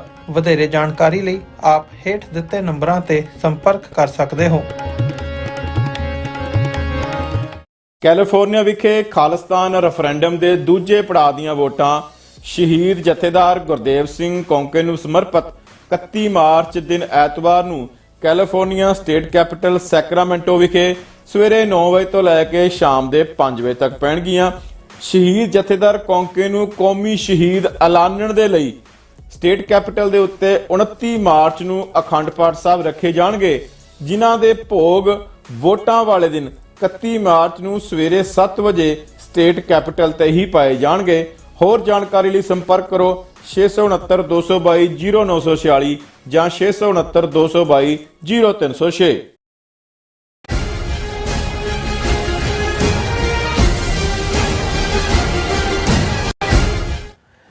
ਦਰਸ਼ਕੋ, ਬ੍ਰੇਕ ਤੋਂ ਬਾਅਦ ਤੁਹਾਡਾ ਸਭ ਦਾ ਭਰਪੂਰ ਸਵਾਗਤ ਹੈ। ਸੋ ਵੀਅਰਸ, ਗੱਲਬਾਤ ਕਰਨ ਜਾ ਰਹੇ ਹਾਂ ਸਾਊਥ ਏਸ਼ੀਅਨ ਦੇ ਹਵਾਲੇ ਨਾਲ ਕਿ ਸਾਊਥ ਏਸ਼ੀਅਨ ਖਿੱਤੇ ਵਿੱਚ ਬਹੁਤ ਕੁਝ ਤੇਜ਼ੀ ਨਾਲ ਬਦਲ ਰਿਹਾ ਹੈ ਔਰ ਪਾਕਿਸਤਾਨ ਅਤੇ ਅਫਗਾਨਿਸਤਾਨ ਦੀ ਤਾਲਿਬਾਨ ਹਕੂਮਤ ਵਿਚਾਲੇ ਜਿਹੜੇ ਸਬੰਧ ਨੇ ਇੱਕਦਮ ਵਿਗੜ ਗਏ ਨੇ ਔਰ ਭਾਰਤ ਨੇ ਅਫਗਾਨਿਸਤਾਨ ਵਿੱਚ ਦਿਲਚਸਪੀ ਦਿਖਾਣੀ ਸ਼ੁਰੂ ਕਰ ਦਿੱਤੀ ਹੈ ਤੇ ਤਾਲਿਬਾਨ ਦੀ ਪਿੱਠ ਤੇ ਹੱਥ ਫੇਰਨਾ ਵੀ ਸ਼ੁਰੂ ਕਰ ਦਿੱਤਾ ਔਰ ਚੀਨ ਦੁਨੀਆ ਦਾ ਇੱਕੋ ਉਹ ਮੁਲਕ ਹੈ ਜਿਸ ਨੇ ਤਾਲਿਬਾਨ ਹਕੂਮਤ ਨੂੰ ਮਾਨਤਾ ਦਿੰਦਿਆਂ ਕਾਬਲ ਵਿੱਚ ਚੀਨ ਦੀ ਅੰਬੈਸੀ ਖੋਲੀ ਹੈ ਔਰ ਪਾਕਿਸਤਾਨ ਵਿੱਚ ਚੀਨੀਆਂ ਤੇ ਲਗਾਤਾਰ ਹਮਲੇ ਹੋ ਰਹੇ ਨੇ ਔਰ ਨਤੀਜੇ ਵਜੋਂ ਚੀਨ ਨੇ ਪਾਕਿਸਤਾਨ ਜਿਹੜੇ ਵਿਚਲੇ ਆਪਣੇ ਕੁਝ ਪ੍ਰੋਜੈਕਟ ਨੇ ਉਹ ਰੋਕ ਦਿੱਤੇ ਨੇ ਔਰ ਇਹਨਾਂ ਹਮਲਿਆਂ ਪਿੱਛੇ ਵੀ ਇੱਕ ਡੂੰਗੀ ਸਾਜ਼ਿਸ਼ ਹੈ। ਸੋ ਇਸ ਬਾਰੇ ਆਪਾਂ ਗੱਲਬਾਤ ਕਰਨ ਜਾ ਰਹੇ ਹਾਂ। ਸੋ ਅਸੀਂ ਚਾਹਾਂਗੇ ਕਿ ਤੁਸੀਂ ਇਸੇ ਤਰ੍ਹਾਂ ਬਣੇ ਰਹਿਣਾ, ਦੇਖਣ ਸੁਣਨ ਜਾਂ ਲਿਖਣ ਲਈ ਤੁਹਾਡਾ ਸਭ ਦਾ ਬਹੁਤ ਬਹੁਤ ਧੰਨਵਾਦ ਜੀ। ਡਾਕਟਰ ਸਾਹਿਬ ਕੀ ਕਹਿਣਾ ਚਾਹੋਗੇ? ਦੇਖੋ, ਜਿਵੇਂ ਅਸੀਂ ਅੱਜ ਦੇ ਓਪਨਿੰਗ ਸੈਗਮੈਂਟ ਦੇ ਵਿੱਚ ਕਿਹਾ ਸੀ ਕਿ ਦੁਨੀਆ ਦੇ ਵਿੱਚ ਜਿੱਥੇ ਵੀ ਕਿਤੇ ਕੋਈ ਘਟਨਾ ਵਾਪਰਦੀ ਹੈ ਸਾਰਾ ਇਨਸਾਨੀ ਸਮਾਜ ਪ੍ਰਭਾਵਿਤ ਹੁੰਦਾ ਹੈ ਤੇ ਜਦੋਂ ਤੁਹਾਡੇ ਖਿੱਤੇ 'ਚ ਕੁਝ ਵਾਪਰ ਰਿਹਾ ਹੋਏ, ਤੁਹਾਡੀ ਆਪਣੀ ਸਰਜ਼ਮੀਨ ਦੇ ਨੇੜੇ ਤੇੜੇ ਜਿਹੜੇ ਮੁਲਕ ਨੇ ਜਾਂ ਸੂਬੇ ਨੇ ਉਹਨਾਂ ਦੇ ਕੁਝ ਵਾਪਰ ਰਿਹਾ ਹੋਏ, ਉਹ ਤਾਂ ਡਾਇਰੈਕਟਲੀ ਇਫੈਕਟ ਕਰਦਾ। ਹੁਣ ਜੇ ਅਸੀਂ ਭਵਿੱਖ ਦੇ ਖਾਲਿਸਤਾਨ ਅੱਜ ਦੇ ਪੰਜਾਬ ਦੇ ਹਵਾਲੇ ਨਾਲ ਵੀ ਗੱਲ ਕਰੀਏ ਤੇ ਪਾਕਿਸਤਾਨ 'ਚ ਜੋ ਵਾਪਰਦਾ ਹੈ ਉਹ ਵੀ ਸਾਡੇ ਸਕੈਨਰ 'ਚ ਹੁੰਦਾ ਹੈ ਕਿ ਭਾਈ ਉੱਥੇ ਤਬਦੀਲੀ ਜਿਹੜੀ ਹੈ ਉਹ ਸਾਨੂੰ ਕਿਵੇਂ ਪ੍ਰਭਾਵਿਤ ਕਰੇਗੀ। ਅਸੀਂ ਐਜ਼ ਏ ਵੈਲਵਿਸ਼ਰ ਉਹਨਾਂ ਵੱਲ ਦੇਖਦੇ ਹਾਂ। ਅਫਗਾਨਿਸਤਾਨ 'ਚ ਜੋ ਹੁੰਦਾ ਹੈ ਉਹ ਕਿਵੇਂ ਪਾਕਿਸਤਾਨ ਨੂੰ ਪ੍ਰਭਾਵਿਤ ਕਰੇਗਾ ਔਰ ਕਿਵੇਂ ਈਰਾਨ ਨੂੰ ਜੇ ਕੁਝ ਹੁੰਦਾ ਤੇ ਈਰਾਨ ਭਾਰਤ ਸਬੰਧ, Iran Pakistan, Iran Afghanistan, Iran ਚੀਨ ਕਿਵੇਂ ਪ੍ਰਭਾਵਿਤ ਹੋਣਗੇ। ਔਰ ਵੱਡੇ ਜੇ ਖਿਡਾਰੀ ਦੇ ਤੌਰ ਤੇ ਦੇਖਣਾ ਹੋਏ ਤੇ ਚੀਨ ਇਸ ਵੇਲੇ ਕਿਉਂਕਿ ਇੱਕ ਗਲੋਬਲ ਜਾਇੰਟ ਦੇ ਤੌਰ ਤੇ ਉਭਾਰ ਹੈ, ਉਹ ਕਿਵੇਂ ਗਵਾਂਢੀ ਮੁਲਕਾਂ ਨੂੰ ਜੇ ਉਹਨੇ ਆਪਣੇ ਪਾਲੇ ਦੇ ਵਿੱਚ ਨੇਪਾਲ ਨੂੰ ਲੈ ਆਂਦਾ ਹੈ, ਸ੍ਰੀਲੰਕਾ ਨੂੰ ਲੈ ਆਂਦਾ ਹੈ, ਬੰਗਲਾਦੇਸ਼ ਦੇ ਉੱਤੇ ਵੀ ਅਹਿਮੀਅਤ ਵਾਲਾ ਉਹਦਾ ਅਸਰ ਹੈ, ਮਿਆਂਮਾਰ ਦੇ ਉੱਤੇ ਤਾਂ ਹੈ ਹੀ ਹੈ, ਬੰਗਲਾਦੇਸ਼ ਨੂੰ ਵੀ ਵਨ ਬੈਲਟ ਵਨ ਰੋਡ ਦਾ ਹਿੱਸਾ ਬਣਾਇਆ। ਤੇ ਫਿਰ ਸਾਨੂੰ ਇਹ ਵੀ ਹੁੰਦਾ ਕਿ ਵੀ ਇਹ ਜਿਹੜੇ ਉੱਤਰ ਪੂਰਬ ਦੇ ਭਾਰਤ ਦੇ ਪੜੋਸੀ ਨੇ ਇਹ ਵੀ ਇੱਥੋਂ ਚਲੇ ਗਏ ਤੇ ਇਹ ਭਾਰਤ ਇਹਦੇ ਨਾਲ ਕਮਜ਼ੋਰ ਹੁੰਦਾ। ਹੁਣ ਇਹ ਵੀ ਸੀ ਕਿ ਜਦੋਂ ਭਾਰਤ ਦਾ ਸਿੱਧਾ ਅਫਗਾਨਿਸਤਾਨ ਦੇ ਵਿੱਚ ਦਖਲ ਸੀ ਜਿਹੜਾ ਕਿ 1947 ਤੋਂ ਬਾਅਦ ਹੀ ਰਿਹਾ, ਉਹ ਭਾਵੇਂ ਉੱਥੋਂ ਦਾ ਕਿੰਗ ਸ਼ਾਹੀ ਸੀ ਜਾਂ ਬਾਅਦ ਸੋਵੀਅਤ ਯੂਨੀਅਨ ਨੇ ਜਦੋਂ 1979 'ਚ ਕਬਜ਼ਾ ਕੀਤਾ ਅਫਗਾਨਿਸਤਾਨ ਤੇ, ਇੰਦਰਾ ਗਾਂਧੀ ਸਭ ਤੋਂ ਪਹਿਲੀ ਹਮਾਇਤ ਕਰਨ ਵਾਲਿਆਂ 'ਚੋਂ ਸੀ ਹਮੇਸ਼ਾ ਸੋਵੀਅਤ ਆਕੂਪੇਸ਼ਨ ਦਾ। ਫਿਰ ਬਾਅਦ ਦੇ ਵਿੱਚ ਵੀ ਜਦੋਂ ਮਸੂਦ ਔਰ ਦੂਸਰੇ ਲੜ ਰਹੇ ਸੀ ਪਾਕਿਸਤਾਨੀ ਕ੍ਰੀਏਟਡ ਤਾਲਿਬਾਨ ਦੇ ਨਾਲ, ਉਦੋਂ ਵੀ ਇੰਦਰਾ ਗਾਂਧੀ ਔਰ ਉਹ ਸਾਰੇ ਉਹਦੇ 'ਚ ਇਨਵੋਲਵ ਸੀ। ਲੇਕਿਨ ਸਿਰਫ ਇੱਕ ਦੌਰ ਆਇਆ ਜਿਹਦੇ 'ਚ ਕਿ ਇੰਡੀਆ ਨੂੰ ਬੜੀ ਉਸ 'ਚੋਂ ਕੱਟ ਆਫ ਹੋਏ, ਜਦੋਂ ਹੁਣ ਦੇ ਨੈਟੋ ਦੇ ਪੀਰੀਅਡ ਦੇ ਵਿੱਚ ਚੱਲਦੇ ਆ ਅਖੀਰਲੇ ਸਮੇਂ ਤੱਕ ਪਹੁੰਚਦੇ ਆ। ਤਾਲਿਬਾਨ ਜਿਹੜਾ ਉਹ ਆਪਣੇ ਆਪ ਤੇ ਭਾਵੇਂ ਅਫਗਾਨਿਸਤਾਨ ਵਾਲੇ ਤਾਲਿਬਾਨ ਸੀ ਪਰ ਪਾਕਿਸਤਾਨ ਦੀ ਪੁਸ਼ਤ ਪਨਾਹੀ ਸੀ ਔਰ ਇਹੀ ਕਾਰਨ ਹੈ ਕਿ ਜਿਹੜੀ ਈਵਨ ਡੀਲ ਵੀ ਆਪਸ ਦੇ ਵਿੱਚ ਕਰਵਾਈ ਤਾਲਿਬਾਨ ਔਰ ਅਮਰੀਕਾ ਦੀ, ਪਾਕਿਸਤਾਨ ਨੇ ਰੋਲ ਅਦਾ ਕੀਤਾ ਔਰ ਇਵੇਂ ਲੱਗਦਾ ਸੀ ਕਿ ਪਾਕਿਸਤਾਨ ਦੇ ਨਾਲ ਹੁਣ ਤਾਲਿਬਾਨ ਦੇ ਸਬੰਧ ਔਰ ਇਸ ਬਾਰਡਰ ਤੋਂ ਜਿਹੜਾ ਹੈ ਉਹ ਬਿਲਕੁਲ ਉਹਨੂੰ ਬੇਫਿਕਰੀ ਹੋਏਗੀ। ਪਰ ਹੋਇਆ ਇਸ ਦੇ ਬਿਲਕੁਲ ਉਲਟ। ਇਸ ਵੇਲੇ ਅਫਗਾਨਿਸਤਾਨ ਔਰ ਪਾਕਿਸਤਾਨ ਦੇ ਵਿਚਾਲੇ ਬਹੁਤ ਕਸ਼ੀਦਗੀ ਵਧੀ ਹੈ ਕਿਉਂਕਿ ਤਹਿਰੀਕੇ ਤਾਲਿਬਾਨ ਜਿਹੜੀ ਜਿਨ੍ਹਾਂ ਨੇ ਆਪਣੇ ਅੱਡੇ ਅਫਗਾਨਿਸਤਾਨ 'ਚ ਬਣਾਏ ਹੋਏ ਨੇ ਉਹ ਲਗਾਤਾਰ ਪਾਕਿਸਤਾਨੀ ਟੈਰੀਟਰੀ ਤੇ ਵੀ ਹਮਲੇ ਕਰ ਰਹੇ ਨੇ, ਬਾਰਡਰ ਪੋਸਟਾਂ ਤੇ ਵੀ ਫੌਜੀ ਉਹਨਾਂ ਨੇ ਮਾਰੇ ਨੇ। ਪਾਕਿਸਤਾਨ ਨੇ ਹਵਾਈ ਹਮਲਾ ਵੀ ਕਰਕੇ ਉਹਨਾਂ ਨੂੰ ਜਿਹੜਾ ਹੈ ਉੱਥੇ ਦਬਲਣ ਦੀ ਕੋਸ਼ਿਸ਼ ਕੀਤੀ ਹੈ। ਔਰ ਇਸ ਵੇਲੇ ਜੇ ਕਹਿਣਾ ਹੋਏ ਤੇ ਪਾਕਿਸਤਾਨ ਦੇ ਨਾਲ ਬੇਸ਼ੱਕ ਓਪਨ ਜੰਗ ਨਹੀਂ ਹੈ, ਪਰ ਕਿਸੇ ਵੇਲੇ ਵੀ ਹਾਲਾਤ ਹੋਰ ਵੀ ਬਦਤਰ ਹੋ ਸਕਦੇ ਨੇ। ਇਸ ਸਾਰੇ ਦੇ ਵਿੱਚ ਭਾਰਤ ਦਾ ਰੋਲ ਜਿਹੜਾ ਹੈ ਉਸ ਨੂੰ ਨਕਾਰਿਆ ਨਹੀਂ ਜਾ ਸਕਦਾ। ਹਾਲਾਂਕਿ ਚਾਈਨਾ ਇੱਕੋ ਇੱਕ ਐਸਾ ਮੁਲਕ ਹੈ ਜਿਹਨੇ ਆਪਣੀ ਐਮਬੈਸੀ ਕਾਬਲ ਦੇ ਵਿੱਚ ਖੋਲ੍ਹੀ ਹੈ। ਹੋਰ ਪਾਕਿਸਤਾਨ ਨੇ ਵੀ ਭਾਵੇਂ ਉਹਨਾਂ ਦਾ ਉੱਥੇ ਰਾਜਦੂਤ ਬਿਠਾਇਆ ਹੈ, ਪਰ ਉਹਨਾਂ ਨੂੰ ਤਾਲਿਬਾਨ ਹਕੂਮਤ ਨੂੰ ਮਾਨਤਾ ਨਹੀਂ ਦਿੱਤੀ, ਕਿਉਂਕਿ ਪਾਕਿਸਤਾਨ ਨੇ ਦੇਖਿਆ ਕਿ ਵੀ ਇਹ ਤਾਂ ਪਾਕਿਸਤਾਨ ਨੂੰ ਤੋੜਨ ਵੱਲ ਜਾਣ ਵਾਲੀ ਜਿਹੜੀ ਤਹਿਰੀਕੇ ਤਾਲਿਬਾਨ ਹੈ ਉਸ ਨੂੰ ਕਿਵੇਂ ਇਹ ਉਹਦੀ ਪੁਸ਼ਤਪਨਾਹੀ ਕਰ ਰਹੇ ਨੇ। ਸੋ ਇਹਨਾਂ ਹਾਲਾਤਾਂ ਦੇ ਚੱਲਦਿਆਂ ਭਾਰਤ ਦਾ ਇੱਕਦਮ ਉੱਥੇ ਦੁਬਾਰਾ ਸਰਗਰਮ ਹੋਣਾ, ਔਰ ਇੰਟਰਨੈਸ਼ਨਲ ਮੈਗਜ਼ੀਨ ਦਾ ਇਹ ਇੱਕ ਹਿੱਸਾ ਹੈ article south and central Asia ਦੇ ਕਾਲਮ ਦੇ ਥੱਲੇ ਕਿ US ਅਨਫੇਜ਼ਡ ਐਜ਼ ਇੰਡੀਆ ਐਨਗੇਜਿਸ ਤਾਲਿਬਾਨ। ਅਚਾਨਕ ਇੰਡੀਆ ਨੇ ਓਪਨਲੀ ਜਿਹੜਾ ਹੈ ਉਹ ਉਹਨਾਂ ਦਾ ਨੁਮਾਇੰਦਾ ਭੇਜਿਆ, ਔਰ ਉਹਨੇ ਜਿਹੜਾ ਅਫਗਾਨਿਸਤਾਨ ਦੇ ਅਮੀਰ ਖਾਨ ਮੁਤੱਕੀ ਤਾਲਿਬਾਨ ਦਾ ਐਕਟਿੰਗ ਫੋਰਨ ਮਿਨਿਸਟਰ ਹੈ ਉਹਦੇ ਨਾਲ ਗੱਲਬਾਤ ਕੀਤੀ। ਔਰ ਉਹਨਾਂ ਨੇ ਅਫਗਾਨਿਸਤਾਨ ਨੇ ਵੀ ਇੰਡੀਆ ਨੂੰ ਕਿਹਾ, ਈਰਾਨ ਦੇ ਨਾਲ ਵੀ ਅਫਗਾਨਿਸਤਾਨ ਦੇ ਚੰਗੇ ਸਬੰਧ ਨੇ, ਈਰਾਨ ਔਰ ਪਾਕਿਸਤਾਨ ਦੇ ਸਬੰਧ ਖਰਾਬ ਹੋਏ, ਉਹਨਾਂ ਨੇ ਮਿਜ਼ਾਈਲ ਦਾਗੀ, ਉਹਨਾਂ ਨੇ ਜਵਾਬੀ ਦਾਗੀ, ਔਰ ਚਾਬਹਾਰ ਪੋਰਟ ਬਣਾਈ ਜਾਏ, ਅਫਗਾਨਿਸਤਾਨ ਵਾਲੇ ਵੀ ਇਹ ਚਾਹੁੰਦੇ ਨੇ। ਸੋ ਕੁੱਲ ਮਿਲਾ ਕੇ ਇਸ ਵੇਲੇ ਪਾਕਿਸਤਾਨ ਅਨਫੋਰਚੂਨੇਟਲੀ ਪਾਕਿਸਤਾਨ ਦੇ ਸਬੰਧ ਅਫਗਾਨਿਸਤਾਨ ਨਾਲ ਵੀ ਬਹੁਤ ਵਿਗੜੇ ਹੋਏ ਨੇ, ਈਰਾਨ ਦੇ ਨਾਲ ਵੀ ਉਸ ਕਿਸਮ ਦਾ ਫਰੈਂਡਲੀ ਨਹੀਂ ਹੈ, ਤੇ ਚਾਈਨਾ ਜਿਸ ਨੂੰ ਆਲ ਵੈਦਰ ਫਰੈਂਡ ਕਿਹਾ ਜਾਂਦਾ ਹੈ ਪਾਕਿਸਤਾਨ ਦਾ ਵੀ, ਔਰ ਅਕਸਰ ਇਹ ਜੁਮਲਾ ਕਿ ਜਿਹੜੀ ਦੋਸਤੀ ਹੈ ਚੀਨ ਪਾਕਿਸਤਾਨ ਦੀ ਹਿਮਾਲਿਆ ਤੋਂ ਉੱਚੀ ਸਮੁੰਦਰ ਤੋਂ ਗਹਿਰੀ, ਪਰ ਉੱਥੇ ਅਸੀਂ ਦੇਖ ਰਹੇ ਹਾਂ ਕਿ ਵੀ ਇਹ ਭਾਵੇਂ ਇੰਡੀਅਨ ਸਾਜ਼ਿਸ਼ ਹੈ, ਅਮਰੀਕਾ ਦਾ ਇਹਦੇ 'ਚ ਕੀ ਰੋਲ ਹੋ ਸਕਦਾ ਹੈ ਜਾਂ ਕੀ ਹੈ ਕਿ ਜਿਹੜੇ ਚਾਈਨਾ ਔਰ ਪਾਕਿਸਤਾਨ ਦੇ ਸਾਂਝੇ ਪ੍ਰੋਜੈਕਟਾਂ ਦੇ ਉੱਤੇ ਕੰਮ ਕਰਨ ਵਾਲੇ ਚਾਈਨੀਜ਼ ਸਿਟੀਜ਼ਨ ਨੇ, ਇੰਜੀਨੀਅਰ ਹੋਣ, ਵਰਕਰ ਹੋਣ, ਉਹਨਾਂ ਦੇ ਉੱਤੇ ਲਗਾਤਾਰ ਹਮਲੇ ਹੋ ਰਹੇ ਨੇ। ਔਰ ਪਿਛਲੇ ਹਫਤੇ ਹੀ ਜਿਹੜੀ ਇੱਕ ਹਮਲਾ ਹੋਇਆ ਸੀ, ਅਸੀਂ ਉਹ ਖਬਰ ਡਿਸਕਸ ਨਹੀਂ ਸੀ ਕੀਤੀ, 5 Chinese among 6 killed in suicide attack in northwest Pakistan, several others are injured in the incident। ਔਰ ਇਹ ਖੈਬਰ ਪਖਤੂਨਖਵਾ ਦੇ ਵਿੱਚ ਹੋਇਆ, 5 ਮਾਰੇ ਗਏ ਦਾਸੂ ਹਾਈਡਰੋ ਪਾਵਰ ਪ੍ਰੋਜੈਕਟ ਦੇ ਉੱਤੇ। ਔਰ ਫਿਰ ਇਸ ਸਭ ਦੇ ਚੱਲਦਿਆਂ ਹੁਣ ਇਹ ਸਾਹਮਣੇ ਆਇਆ Pakistan official says China hearts work on 2 projects after deadly attack. ਇਹ ਅੱਜ ਦੀ ਖਬਰ ਹੈ ਕਿ ਵੀ ਜਿੱਥੇ ਆਲਮੋਸਟ 1250 ਦੇ ਕਰੀਬ ਚੀਨੀ ਸਿਟੀਜ਼ਨ ਕੰਮ ਕਰਦੇ ਸੀ, ਉਹਨਾਂ ਕੰਪਨੀਆਂ ਦੇ ਵਿੱਚ ਉਸ ਪ੍ਰੋਜੈਕਟ ਨੂੰ ਚਾਈਨਾ ਨੇ ਰੋਕ ਦਿੱਤਾ, ਔਰ ਉਹਨਾਂ ਨੇ ਕਿਹਾ ਵੀ ਪਹਿਲਾਂ ਤੁਸੀਂ ਸਾਡੇ ਲੋਕਾਂ ਦੀ ਜਿਹੜੀ ਸਿਕਿਉਰਿਟੀ ਹੈ ਉਹਨੂੰ ਫੂਲ ਪ੍ਰੂਫ ਬਣਾਓ। ਔਰ ਇਹ ਆਪਣੇ ਆਪ ਦੇ ਵਿੱਚ, ਕਿਉਂਕਿ ਇਹਦਾ ਫਿਰ ਅਸਰ ਇਹ ਹੈ ਵੀ ਜਿਹੜਾ CPEC ਹੈ, China Pakistan economical corridor, one belt one, ਇਹ ਸਾਰਿਆਂ ਨੂੰ ਹੀ ਪ੍ਰਭਾਵਿਤ ਕਰਦਾ। ਔਰ ਜੇ ਚਾਈਨਾ ਦੇ ਸਿਟੀਜ਼ਨਸ ਨੂੰ, ਔਰ ਇਹਦੇ 'ਚ ਕੋਈ ਦੋ ਰਾਵਾਂ ਨਹੀਂ ਨੇ ਕਿ ਇਹ ਖੇਡ ਕਿਤੇ ਨਾ ਕਿਤੇ ਵਾਇਆ ਇੰਡੀਆ, ਔਰ ਜੇ ਹੁਣ ਆਲ ਆਫ ਏ ਸਡਨ ਜਿਹੜਾ ਅਫਗਾਨਿਸਤਾਨ ਦੇ ਤਾਲਿਬਾਨ ਇਹਨਾਂ ਦੇ ਡੀਅਰ ਹੋ ਗਏ, ਤੇ ਇਹ ਜੋ ਕੁਛ ਪਾਕਿਸਤਾਨ ਨੂੰ ਟਾਰਗੇਟ ਕੀਤਾ ਜਾ ਰਿਹਾ ਚੀਨੀਆਂ ਨੂੰ ਪਾਕਿਸਤਾਨ ਦੀ ਸਰਜ਼ਮੀਨ ਤੇ, ਇਹ ਇੱਕ ਵੱਡਾ ਫਿਰ ਇੰਟਰਨੈਸ਼ਨਲ ਪਲਾਟ ਵੀ ਬਣ ਜਾਂਦਾ। ਔਰ ਅਸੀਂ ਹਮਦਰਦੀ ਰੱਖਦੇ ਹਾਂ, ਅਸੀਂ ਸਮਝਦੇ ਹਾਂ ਵੀ ਪਾਕਿਸਤਾਨ ਨੂੰ ਜਿਹੜਾ ਉਹਨਾਂ ਦਾ ਅੰਦਰੂਨੀ ਕ੍ਰਾਈਸਿਸ ਹੈ ਅਜੇ ਤੱਕ ਵੀ, ਇਲੈਕਸ਼ਨਸ ਨੂੰ ਲੈ ਕੇ ਕਿ ਰਿਗਡ ਇਲੈਕਸ਼ਨਸ ਹੋਈਆਂ, ਰਿਜ਼ਲਟ ਕੀ ਨੇ ਕੀ ਨਹੀਂ, ਇਮਰਾਨ ਖਾਨ ਬਿਹਾਈਂਡ ਬਾਰਜ਼ ਹੈ, ਫੌਜ ਜਿਹੜੀ ਕਈ ਫਰੰਟਸ ਦੇ ਉੱਤੇ ਉਹਨੂੰ ਹੁਣ ਲੜਨਾ ਪੈ ਰਿਹਾ ਹੈ, ਔਰ ਅੰਦਰੂਨੀ ਮੁਲਕ ਦੀ ਹਕੂਮਤ ਨੂੰ ਸੰਭਾਲਣ ਦਾ ਕੰਮ ਵੀ ਉਹਨਾਂ ਦੇ ਕੋਲ ਹੈ। ਫਿਰ IMF ਦੇ ਨਾਲ ਜਿਹੜਾ ਚੱਲ ਰਿਹਾ ਸੀ, ਚਲੋ ਉਹ ਤਾਂ ਪੈਕੇਜ ਹੁਣ ਕਲੀਅਰ ਹੋਇਆ, ਲੇਕਿਨ ਮਹਿੰਗਾਈ ਸਿਰ ਚੁੱਕ ਰਹੀ ਹੈ। ਸੋ ਇਹਨਾਂ ਹਾਲਾਤਾਂ 'ਚ ਜਿਹੜਾ, ਔਰ ਜੇ ਚਾਈਨਾ ਵੀ ਇਸ ਹੱਦ ਤੱਕ ਪਹੁੰਚ ਗਿਆ ਕਿ ਭਾਈ ਉਹਨੇ ਪ੍ਰੋਜੈਕਟ ਕੈਂਸਲ ਕਰ ਦਿੱਤੇ ਕਿ ਵੀ ਪਾਕਿਸਤਾਨ ਸਿਕਿਉਰਿਟੀ ਨਹੀਂ ਦੇ ਸਕਦਾ, ਇਹ ਠੀਕ ਸਾਈਨ ਨਹੀਂ ਨੇ। ਔਰ ਇੰਡੀਆ ਦੀ ਚੜ੍ਹਤ ਔਰ ਕੋਈ ਵੀ ਇਸ ਕਿਸਮ ਦੀ ਸ਼ਰਾਰਤ ਜਿਹੜੀ ਆ ਉਹ ਨਾ ਸਾਨੂੰ ਸੂਟ ਕਰਦੀ ਹੈ, ਨਾ ਬਾਕੀ ਘੱਟ ਗਿਣਤੀਆਂ ਨੂੰ ਕਰਦੀ ਹੈ। ਸੋ ਇਹ ਪਾਕਿਸਤਾਨ ਦੇ ਜਿਹੜੇ ਓਪੀਨੀਅਨ ਮੇਕਰ ਨੇ, ਲਾਅ ਮੇਕਰ ਨੇ, ਡਿਸੀਜਨ ਮੇਕਰ ਨੇ, ਜ਼ਾਹਰ ਹੈ ਸਾਰੀ ਤਾਕਤ ਉੱਥੇ ਮਿਲਟਰੀ ਐਸਟੈਬਲਿਸ਼ਮੈਂਟ ਦੇ ਕੋਲ ਹੈ, ਰਿਆਸਤ ਦੇ ਕੋਲ ਹੈ। ਉਹ ਇਸ ਮੁੱਦੇ ਦੇ ਉੱਤੇ ਗੰਭੀਰਤਾ ਨਾਲ ਸਿਰ ਜੋੜ ਕੇ ਕਿ ਭਾਈ ਤੁਹਾਡਾ ਇੱਕ ਮੁਲਕ ਜਿਸ ਨੂੰ ਚਾਰ ਚਫੇਰੇ ਇੰਨੇ ਕੁ ਦੁਸ਼ਮਣ ਪਏ ਹੋਏ ਨੇ ਔਰ ਉਹਨਾਂ ਦੇ ਕੀ ਇੰਟਰਸਟ ਨੇ, ਇਸ 'ਚੋਂ ਤੁਸੀਂ ਕਿਵੇਂ ਸੁਰੱਖਿਅਤ ਮੁਲਕ ਨੂੰ ਕੱਢਣਾ, ਇਹ ਜਿਹੜੀ ਹੈ ਬਹੁਤਿਆਂ ਲਈ ਵਿਚਾਰਨ ਦੀ ਘੜੀ ਹੋਣੀ ਚਾਹੀਦੀ ਹੈ। ਜੀ ਡਾਕਟਰ ਸਾਹਿਬ ਤੁਹਾਡਾ ਬਹੁਤ ਸ਼ੁਕਰੀਆ। ਸੋ ਥਲੇ ਨੇ ਬ੍ਰੇਕ, ਵਿਊਅਰਸ ਤੁਸੀਂ ਕਿਤੇ ਨਹੀਂ ਜਾਣਾ, ਮਿਲਦੇ ਹਾਂ ਛੋਟੇ ਜਿਹੇ ਬ੍ਰੇਕ ਤੋਂ ਬਾਅਦ।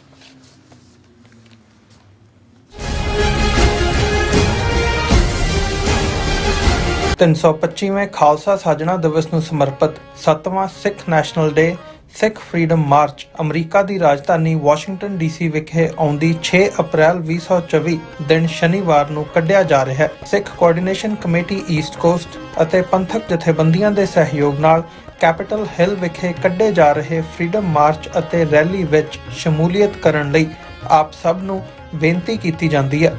ਆਓ ਪਰਿਵਾਰਾਂ ਸਮੇਤ ਨੈਸ਼ਨਲ ਸਿੱਖ ਡੇ ਪਰੇਡ ਦਾ ਹਿੱਸਾ ਬਣੀਏ। ਦੁਪਹਿਰ 1 ਵਜੇ ਤੋਂ ਟੀਵੀ 84 ਤੇ ਇਸ ਮਾਰਚ ਦਾ ਲਾਈਵ ਪ੍ਰਸਾਰਣ ਕੀਤਾ ਜਾਵੇਗਾ। ਵਧੇਰੇ ਜਾਣਕਾਰੀ ਲਈ ਆਪ ਹੇਠ ਦਿੱਤੇ ਨੰਬਰਾਂ ਤੇ ਸੰਪਰਕ ਕਰ ਸਕਦੇ ਹੋ।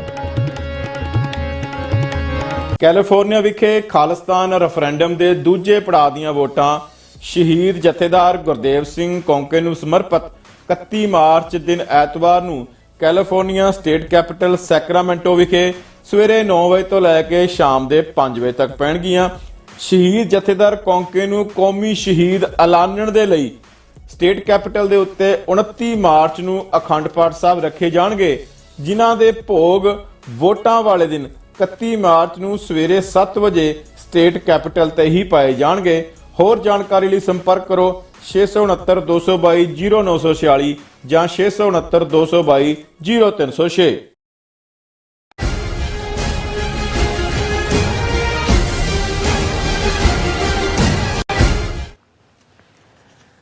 Viewers welcome back on program. So we ਇਸ ਗੱਲਬਾਤ ਕਰਨ ਜਾ ਰਹੇ ਹਾਂ ਕਿ ਭਾਰਤ ਵਿੱਚ ਆਉਂਦੀਆਂ ਪਾਰਲੀਮਾਨੀ ਚੋਣਾਂ ਦੌਰਾਨ ਪੰਜਾਬ ਵਿੱਚ ਆਪਣੀ ਪੈਂਠ ਬਣਾਉਣ ਲਈ ਬੀਜੇਪੀ ਨੇ ਆਪਣਾ ਆਪਰੇਸ਼ਨ ਕਮਲ ਸ਼ੁਰੂ ਕਰ ਦਿੱਤਾ ਹੈ ਔਰ ਐਮਪੀਜ਼ ਅਤੇ ਐਮਐਲਏਜ਼ ਦੀ ਖਰੀਦੋ ਫਰੋਖਤ ਸ਼ੁਰੂ ਹੋ ਰਹੀ ਹੈ ਔਰ ਸਿੱਖ ਕੌਮ ਨੂੰ ਖਬਰਦਾਰ ਹੋਣ ਦੀ ਲੋੜ ਹੈ। ਪਿਛਲੀਆਂ ਚੋਣਾਂ ਵੇਲੇ ਆਮ ਆਦਮੀ ਪਾਰਟੀ ਨੂੰ ਤਾਕਤ ਵਿੱਚ ਲਿਆਉਣ ਦਾ ਗੁਨਾਹ ਕਰਨ ਤੋਂ ਬਾਅਦ ਹੁਣ ਬੀਜੇਪੀ ਦੇ ਝੋਲੇ ਜਾ ਪੈਣ ਦੀ ਗਲਤੀ ਬੜੀ ਮਾਰੂ ਸਿੱਧ ਹੋ ਰਹੀ ਹੈ। ਸੋ ਇਸ ਬਾਰੇ ਆਪਾਂ ਗੱਲਬਾਤ ਕਰਾਂਗੇ ਔਰ ਨਾਲ ਹੀ ਤੁਹਾਡੇ ਲਾਈਵ ਮੈਸੇਜ ਨੇ ਐਂਡ ਗੁਰਬਾਣੀ ਵਿਚਾਰਾਂ ਦੀ ਸਾਨੂੰ ਤੁਹਾਡੇ ਨਾਲ ਪਾਈ ਜਾਏਗੀ। ਸੋ ਅਸੀਂ ਚਾਹਾਂਗੇ ਕਿ ਤੁਸੀਂ ਇਸੇ ਤਰ੍ਹਾਂ ਬਣੇ ਰਹਿਣਾ। ਦੇਖਣ ਸੁਣ ਲਈ ਲਿਖਣ ਲਈ ਤੁਹਾਡਾ ਸਭ ਦਾ ਬਹੁਤ ਬਹੁਤ ਧੰਨਵਾਦ ਜੀ। ਡਾਕਟਰ ਸਾਹਿਬ ਕੀ ਕਹਿਣਾ ਚਾਹੋਗੇ? ਦੇਖੋ, ਇਹ ਸਾਡਾ ਲਾਸਟ ਸੈਗਮੈਂਟ ਹੈ ਅੱਜ ਦੇ ਪ੍ਰੋਗਰਾਮ ਦਾ ਔਰ ਵੀਕਐਂਡ ਜਿਵੇਂ ਸਾਡੇ ਰੈਗੂਲਰਲੀ ਇਹ ਅਨਾਉਂਸਮੈਂਟ ਚੱਲ ਰਹੀ ਹੈ ਕਿ 31 ਮਾਰਚ ਨੂੰ ਸੈਕਰਾਮੈਂਟੋ ਕੈਲੀਫੋਰਨੀਆ ਦੀ ਰਾਜਧਾਨੀ ਉਸ ਮੁਕਾਮ ਦੇ ਉੱਤੇ ਜਿੱਥੇ ਸਵੇਰ ਦਾ ਦੀਵਾਨ ਪਹਿਲਾਂ ਹੋਏਗਾ 8 ਵਜੇ ਦੇ ਨੇੜੇ, ਜਿੱਥੇ ਭਾਈ ਗੁਰਦੇਵ ਸਿੰਘ ਕੌਂਕੇ ਜਥੇਦਾਰ ਅਕਾਲ ਤਖਤ ਸਾਹਿਬ ਉਹਨਾਂ ਨੂੰ ਕੌਮੀ ਸ਼ਹੀਦ ਐਲਾਨਿਆ ਜਾਏਗਾ। ਅੱਛਾ। ਔਰ ਫਿਰ ਵੋਟਾਂ ਦਾ ਸਿਲਸਿਲਾ ਸ਼ੁਰੂ ਹੋਏਗਾ।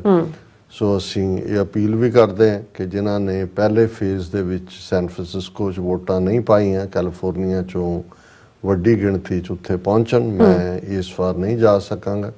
ਸਾਡੀ ਪੂਰੀ ਟੀਮ ਟੀਵੀ 84 ਦੀ ਉਹ ਕੱਲ ਫਲਾਈ ਕਰੇਗੀ ਔਰ ਅਸੀਂ ਐਤਵਾਰ ਦੇ ਪ੍ਰੋਗਰਾਮ ਨੂੰ ਉੱਥੋਂ ਵੀ ਜਿਹੜਾ ਮੌਕੇ ਦੇ ਉੱਤੇ ਲਾਈਵ ਕਵਰ ਹੋਏਗਾ। ਔਰ ਅਸੀਂ ਇਹ ਕਾਮਨਾ ਕਰਦੇ ਹਾਂ ਕਿ ਜਿਵੇਂ ਓਵਰਵੈਲਮਿੰਗ ਰਿਸਪੌਂਸ ਸੈਨ ਫਰਾਂਸਿਸਕੋ ਦਾ, ਜਿਹਦੇ 'ਚ ਮੈਨੂੰ ਵੀ ਸ਼ਮੂਲੀਅਤ ਦਾ ਮੌਕਾ ਮਿਲਿਆ ਜਿਹੜਾ 28 ਜਨਵਰੀ ਨੂੰ ਸੀ, ਇਹ ਵੀ ਜਿਸ ਕਿਸਮ ਦਾ ਉੱਥੇ ਮਾਹੌਲ ਹੈ, ਜਿੰਨਾ ਉਤਸ਼ਾਹ ਹੈ, ਅਸੀਂ ਸਮਝਦੇ ਹਾਂ ਕਿ ਵੀ ਸਿੱਖ ਕੌਮ ਜਿਹੜਾ ਉਹ ਪੂਰੀ ਮਜ਼ਬੂਤੀ ਨਾਲ ਭਾਰਤੀ ਹਕੂਮਤ ਦੇ ਮੂੰਹ ਤੇ ਚਪੇੜ ਮਾਰੇਗੀ।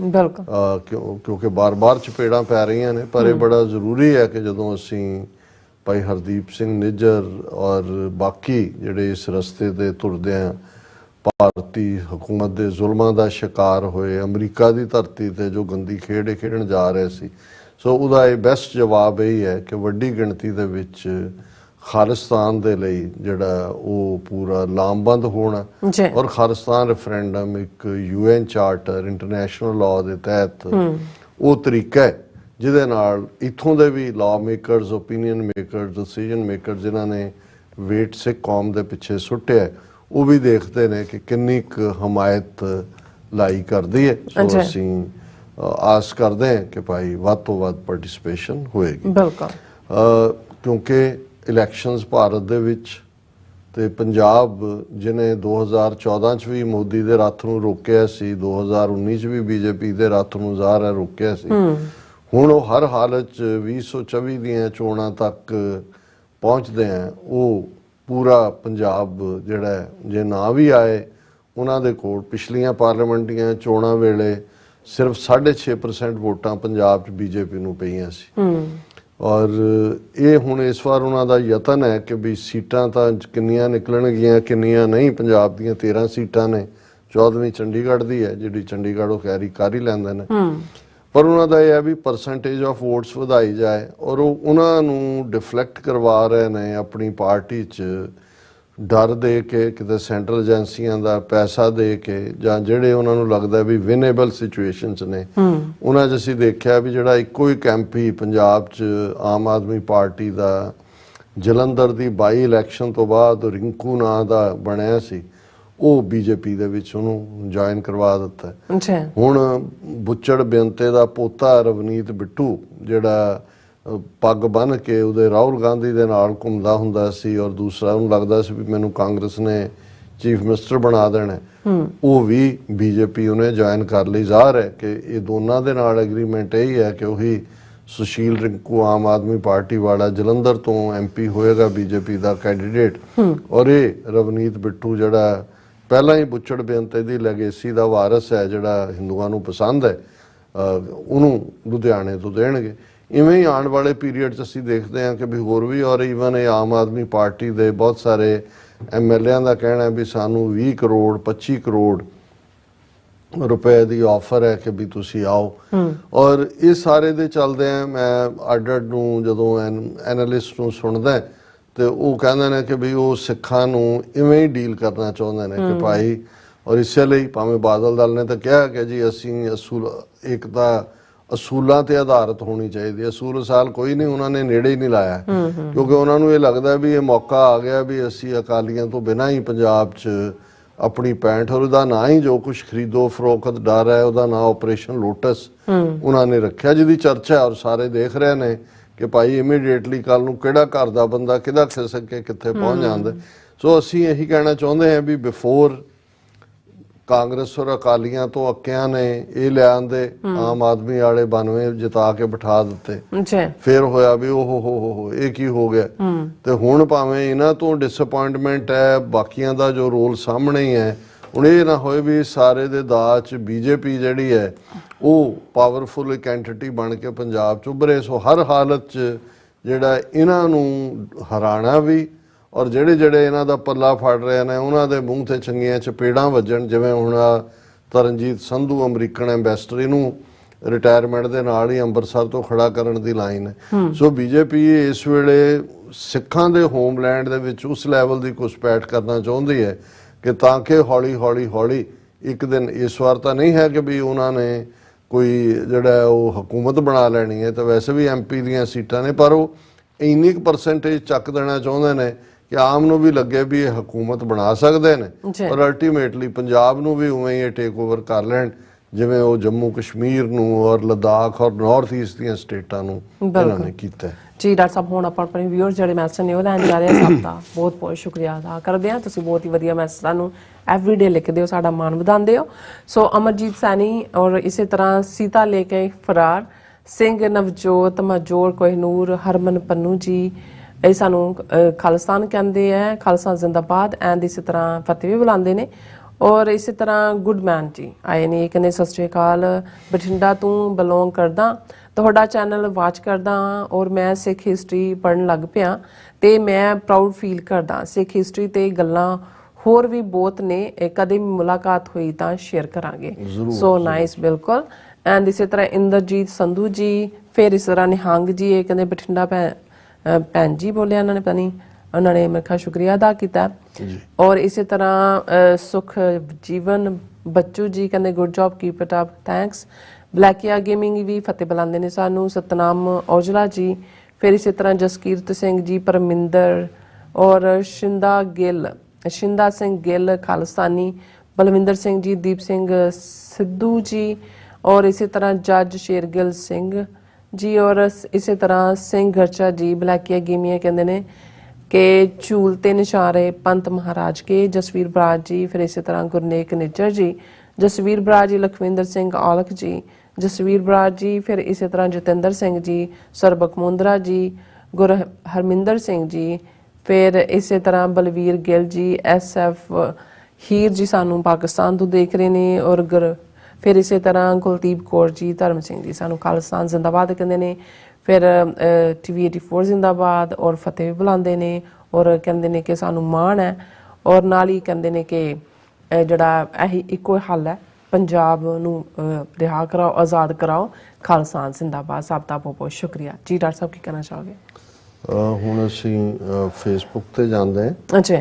ਔਰ ਕਮਲ ਸਿੰਘ ਕਹਿੰਦੇ ਨੇ ਇੱਕ ਗੱਲ ਦੂਜੀ ਵੀ ਆ ਰਹੀ ਹੈ ਕਿ ਇਸ ਪਿੱਛੇ ਵਿਦੇਸ਼ੀ ਕਾਰਪੋਰੇਟ ਘਰਾਣਿਆਂ ਦਾ ਵੀ ਹੱਥ ਹੋ ਸਕਦਾ ਹੈ, ਕਿਉਂਕਿ ਕੇਜਰੀਵਾਲ ਉਹਨਾਂ ਨੂੰ ਬਹੁਤ ਸੂਤ ਬੈਠਦਾ ਹੈ। ਦੇਖੋ ਇਹਨੂੰ ਜੋ ਵੀਰ ਕਮਲ ਸਿੰਘ ਹੋਰਾਂ ਨੇ ਕਿਹਾ, ਇਹਨੂੰ ਨਕਾਰਿਆ ਨਹੀਂ ਜਾ ਸਕਦਾ, ਕਿਉਂਕਿ ਹਕੂਮਤਾਂ ਨੇ ਵੀ ਉਹਦਾ ਬੈਕਅਪ ਵੀ ਰੱਖਿਆ ਹੁੰਦਾ ਹੈ ਤੇ ਉਹਨਾਂ ਨੂੰ ਵੀ ਲੱਗਦਾ ਹੁੰਦਾ ਹੈ ਕਿ ਭਾਈ ਕੀ ਹੈ ਹਾਲਾਂ ਜੇ ਕੇਜਰੀਵਾਲ ਵੀ ਪਾਵਰ 'ਚ ਆ ਜਾਂਦਾ ਹੈ ਤੇ ਨੀਤੀਆਂ ਤਾਂ ਉਹੀ ਰਹਿਣਗੀਆਂ। ਰਾਦਰ ਕੁਛ ਮਾਮਲਿਆਂ 'ਚ, ਸਿੱਖਾਂ ਦੇ ਮਾਮਲਿਆਂ 'ਚ ਤਾਂ ਇਹਨਾਂ ਨਾਲੋਂ ਵੀ ਜ਼ਿਆਦਾ ਜੋ ਕੁਛ ਹੁਣ ਭਗਵੰਤ ਮਾਨ ਰਾਹੀਂ ਪੰਜਾਬ 'ਚ ਇਹਨਾਂ ਨੇ ਕਰਵਾਇਆ, ਭਾਈ ਅੰਮ੍ਰਿਤਪਾਲ ਸਿੰਘ ਦਾ ਮੁੱਦਾ ਹੋਏ, ਕਿਸਾਨੀ ਇਸ਼ੂ ਹੋਏ, ਦੂਜੇ ਹੋਣ, ਸੋ ਸਾਨੂੰ ਕੋਈ ਫਰਕ ਨਹੀਂ ਪੈਂਦਾ। ਪਰ ਇਸ ਵੇਲੇ ਇਹਨਾਂ ਦਾ ਸੰਘਾਸਨ ਜੇ ਡੋਲਦਾ ਹੈ ਤੇ ਇੱਕ ਚੇਂਜ ਗੇਮ ਜ਼ਰੂਰ ਹੈ। ਇਸੇ ਤਰ੍ਹਾਂ ਕਮਲ ਸਿੰਘ ਕਹਿੰਦੇ ਨੇ ਕੇਜਰੀਵਾਲ ਨੂੰ ਮੇਰੇ ਖਿਆਲ ਵਿੱਚ ਹਿੰਦੂਤਵੀ ਤਾਕਤਾਂ ਵੱਲੋਂ ਜਾਣ ਬੁੱਝ ਕੇ ਉਭਾਰਿਆ ਜਾ ਰਿਹਾ ਹੈ ਤਾਂ ਕਿ ਲੋਕਾਂ ਨੂੰ ਲੜਾਈ ਮੋਦੀ ਤੇ ਕੇਜਰੀਵਾਲ ਵਿੱਚ ਲੱਗੇ, ਨਾ ਕਿ ਰਾਹੁਲ ਗਾਂਧੀ ਤੇ ਮੋਦੀ ਵਿੱਚ, ਕਿਉਂਕਿ ਉਹਨਾਂ ਨੂੰ ਲੱਗਦਾ ਹੈ ਕਿ ਇਸ ਦੀ ਮਾਂ ਵਿਦੇਸ਼ੀ ਹੋਣ ਅਤੇ ਪੱਛਮ ਦਾ ਪ੍ਰਭਾਵ ਹੋਣ ਕਰਕੇ ਇਹ ਸ਼ਾਇਦ ਘੱਟ ਗਿਣਤੀਆਂ ਪ੍ਰਤੀ ਨਰਮ ਪਹੁੰਚ ਅਪਣਾਏ, ਕਿਉਂਕਿ ਕੇਜਰੀਵਾਲ ਮੋਦੀ ਤੋਂ ਵੀ ਖਤਰਨਾਕ ਹੋ ਸਕਦਾ ਹੈ। RSS ਕਾਂਗਰਸ ਨੂੰ ਹੀ ਸਪੋਰਟ ਕਰ ਦੇਵੇ ਕੋਈ ਸਮਝੌਤਾ ਕਰਕੇ, ਸਿੱਖਾਂ ਨੂੰ ਇਸ ਨੀਤੀ ਤੋਂ ਸਿੱਖਣ ਦੀ ਲੋੜ ਹੈ। ਬਿਲਕੁਲ ਠੀਕ ਫਰਮਾਇਆ ਤੁਸੀਂ। ਦਵਿੰਦਰ ਸਿੰਘ, ਮੁਹੰਮਦ ਅਨਵਰ, ਹਰਜਿੰਦਰ ਮਾਇਲ ਉਹਨਾਂ ਨੇ ਫਤਿਹ ਜਾਂ ਵਾਹਿਗੁਰੂ ਲਿਖਿਆ। ਕਿਰਪਾਲ ਸਿੰਘ ਚੀਮਾ ਜਿਹੜੇ ਸਾਡੇ ਰੈਗੂਲਰ ਵਿਊਅਰ ਵੀ ਨੇ ਔਰ ਉਹਨਾਂ ਦੇ ਬੜੇ ਹੀ ਕੀਮਤੀ ਵਿਚਾਰ ਅਸੀਂ ਸਾਂਝੇ ਵੀ ਕਰਦੇ ਹਾਂ। ਉਹਨਾਂ ਕਿਹਾ ਤੁਹਾਡਾ ਕੀਤਾ ਸੀਸਦਾਨ ਗੁਰੂ ਸਾਹਿਬ ਤੁਹਾਨੂੰ ਅੰਮ੍ਰਿਤ ਦੀ ਪਾਣ ਦੇ ਕੇ ਆਜ਼ਾਦੀ ਦੇ ਰੂਪ ਵਿੱਚ ਵਾਪਸ ਕਰ ਦੇਵੇਗਾ ਭਾਈ, ਕਿਉਂਕਿ ਮਨੁੱਖ ਦੇ ਸਾਰੇ ਵਿਕਾਰ ਸਿਰ ਵਿੱਚ ਹੀ ਹਨ, ਦੇਖਣਾ, ਸੁਣਨਾ, ਬੋਲਣਾ ਤੇ ਕਰਨਾ। ਅਸਲ ਵਿੱਚ ਅਸੀਂ ਗੁਰੂ ਨੂੰ ਸੀਸ ਭੇਟ ਨਹੀਂ ਵਿਕਾਰ ਭੇਟ ਕਰਕੇ ਨਿਰਵਿਕਾਰ ਖਾਲਸੇ ਰਾਜ ਵਾਲਾ ਸੀਸ ਪ੍ਰਾਪਤ ਕਰਦੇ ਹਾਂ। ਮਨਮੁਖਤਾ ਵਾਲਾ ਭੇਟ ਕਰੋ, ਗੁਰਮੁਖ ਵਾਲਾ ਪ੍ਰਾਪਤ ਕਰੋ। ਮਾਇਆ ਭੇਟ ਕਰਕੇ ਰਾਜ ਪ੍ਰਾਪਤੀ ਨਹੀਂ ਹੋਇਆ ਕਰਦੀ ਭਾਈ। ਤੁਹਾਡੀ ਕੀਤੀ ਹਰ ਸੇਵਾ ਭੇਟਾ ਮੁਸ਼ੱਕਤ ਤੇ ਘਾਲਣਾ ਉਸੇ ਦਿਨ ਥਾਂ ਪੈ ਜਾਏਗੀ। ਇਸ ਜਗਤ ਵਿੱਚ ਗੁਰੂ ਦੇ ਚਰਨਾਂ ਵਿੱਚ ਅਗਰ ਕੋਈ ਚੀਜ਼ ਭੇਟ ਹੋ ਸਕਦੀ ਹੈ ਤਾਂ ਉਹ ਤਾਂ ਸਿਰ ਹੀ ਹੈ ਭਾਈ। ਇਸ ਤੋਂ ਘੱਟ ਵਾਲਾ ਵਪਾਰ ਕਲਗੀਆਂ ਵਾਲਾ ਨਹੀਂ ਕਰਦਾ ਭਾਈ। ਕਲਗੀਆਂ ਵਾਲਾ ਸੀਸ ਮੰਗੇ ਤੇ ਸਿੱਖ ਲਈ, ਇਸ ਤੋਂ ਵੱਡੇ ਭਾਗਾਂ ਵਾਲੀ ਗੱਲ ਹੋਰ ਕੀ ਹੋ ਸਕਦੀ ਹੈ। ਅਨੰਦਪੁਰ ਵਾਲਾ ਸਿਰ ਪ੍ਰਵਾਨ ਕਰ ਲਵੇ। ਖਾਲਿਸਤਾਨ ਦੀ ਪ੍ਰਾਪਤੀ ਵਾਸਤੇ ਵੋਟਾਂ ਰਾਹੀਂ ਚੁੱਕਿਆ ਹਰ ਕਦਮ ਇੱਕ ਦਿਨ ਜ਼ਰੂਰ ਤੁਹਾਨੂੰ ਅਨੰਦਪੁਰ ਵਾਲੇ ਦੇ ਸਦੀਵੀ ਰਾਜ ਤੱਕ ਪਹੁੰਚਾ ਦੇਵੇਗਾ, ਪਰ ਸਿੰਘਾਸਨ ਦੀ ਪ੍ਰਾਪਤੀ ਤੋਂ ਪਹਿਲਾਂ ਸੀਸ ਅਰਪਣ ਕਰਨਾ ਹੀ ਅਨੰਦਪੁਰ ਵਾਲੇ ਦੇ ਰਾਜ ਦੀ ਫੀਸ ਹੋਵੇਗੀ ਭਾਈ। ਇਹੀ ਤੁਹਾਡੀ ਫਤਿਹ ਤੇ ਆਖਰੀ ਸ਼ਰਤ ਹੋਵੇਗੀ, ਪਰ ਫੈਸਲਾ ਤੁਸੀਂ ਕਰਨਾ ਹੈ, ਆਜ਼ਾਦੀ ਜਾਂ ਗੁਲਾਮੀ। ਰਾਜਵਿੰਦਰ ਸਿੰਘ ਕਹਿੰਦੇ ਨੇ regarding MP elections in Punjab is just to fool people. MPs are already decided just to make elections fair. They do these games. ਕੋਈ ਦੋ ਰਾਵਾਂ ਨਹੀਂ ਨਾ। EVM ਮਸ਼ੀਨਾਂ ਆਲਰੇਡੀ ਇਹਨਾਂ ਨੇ ਜਿਹੜੀਆਂ ਨੇ ਉਹ ਉਹਦੇ 'ਚ ਆਪਣਾ ਜਿੱਤ ਲਈ ਹੋਈ ਹੈ, ਪਹਿਲਾਂ ਵੀ ਉਹਨਾਂ ਨੂੰ ਯੂਜ਼ ਵੀ ਕਰਨਗੇ। ਇਸੇ ਤਰ੍ਹਾਂ ਮੁਹੰਮਦ ਅਨਵਰ, ਰਾਜਵਿੰਦਰ ਸਿੰਘ, ਹਾਜੀ ਅਫਤਾਬ ਅਹਿਮਦ, ਫਿਰ ਮੁਹੰਮਦ ਅਨਵਰ, ਉਹਨਾਂ ਨੇ ਸਪੋਰਟ ਦੇ ਜਿਹੜੇ ਨੇ ਉਹ ਦਿੱਤੇ ਨੇ ਚਿੰਨ੍ਹ। ਦੀਪ ਸਿੰਘ ਕਹਿੰਦੇ ਨੇ ਮੋਟਰਸਾਈਕਲ ਵਾਲਿਆਂ ਨੇ ਕਾਰ ਸੇਵਾ ਕਰਾਈ ਹੈ। ਜਿਹੜਾ ਵਾਕਿਆ ਹੋਇਆ ਉੱਥੇ ਨਾਨਕ ਮਤੇ, ਉੱਥੋਂ ਦਾ ਇੱਕ ਸਾਧ ਜਿਹਨੂੰ ਪੂਲੇ ਨਿਹੰਗ ਦੇ ਨਾਲ ਹੀ ਤਸ਼ਬੀਹ ਦਿੱਤੀ ਜਾਂਦੀ ਹੈ, ਉਸ ਦਾ ਘੋਗਾ ਚਿੱਤ ਕੀਤਾ ਸਿੰਘਾਂ ਨੇ। ਉਸ ਦੇ ਉੱਤੇ ਰਾਜਵਿੰਦਰ ਸਿੰਘ ਕਹਿੰਦੇ ਨੇ circumstances have changed Indian terrorist Modi, who was coming to our country USA so often, seems like he is scared to come over here now. ਆ ਜਾਏਗਾ ਵਾਪਸ। ਹੁਣ ਇਧਰ ਦੇਖਣ ਵਾਲੀ ਗੱਲ ਹੈ ਕਿ ਵੀ ਅਮਰੀਕਾ 'ਚ ਵੀ ਕੀ ਚੱਲਦਾ ਹੈ ਪ੍ਰੈਜ਼ੀਡੈਂਸ਼ੀਅਲ ਰੇਸ ਦੇ ਵਿੱਚ। ਮੁਹੰਮਦ ਤਾਇਬ ਕਹਿੰਦੇ ਨੇ 1948, 1965, 1971 की जंग में इतने पाकिस्तानी अपनी जंग लड़ते हुए नहीं मारे जितने अफगानिस्तान की वजह से मर चुके हैं। जब KPK Khyber Pakhtunkhwa province Britishers के अंडर था तब ये कुस्के नहीं। जब KPK 1947 के बाद पाकिस्तान के अंडर आया तो इनको याद आया कि ये हिस्टोरिकली हमारा है।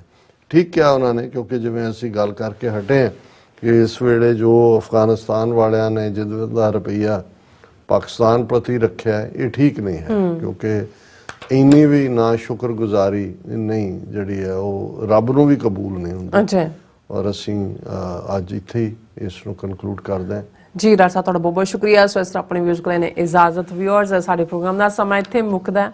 ਤੁਸੀਂ ਆਪਣੀ ਰਾਏ ਤੇ ਸੁਝਾਅ ਸਾਨੂੰ ਭੇਜਣਾ ਭੁੱਲਣਾ ਸਾਡੇ ਇਸ ਪਤੇ ਤੇ sos@tv84.tv ਤੇ ਅਸੀਂ ਆਪਣਾ ਪ੍ਰੋਗਰਾਮ ਲੈ ਕੇ ਫਿਰ ਦੁਬਾਰਾ ਤੁਹਾਡੇ ਸਾਹਮਣੇ ਹੋਵਾਂਗੇ। ਤਦ ਤੱਕ ਲਈ ਮੈਨੂੰ ਤੇ ਆਪਣਾ ਸੁਣਾ ਗਿਆ ਦੋ ਦੇਖਦੇ ਰਹੋ TV84 ਬੁਲਾ ਦਿਓ ਫਤਿਹ। ਵਾਹਿਗੁਰੂ ਜੀ ਕਾ ਖਾਲਸਾ ਵਾਹਿਗੁਰੂ ਜੀ ਕੀ ਫਤਿਹ। ਰੱਬ ਰਾਖਾ।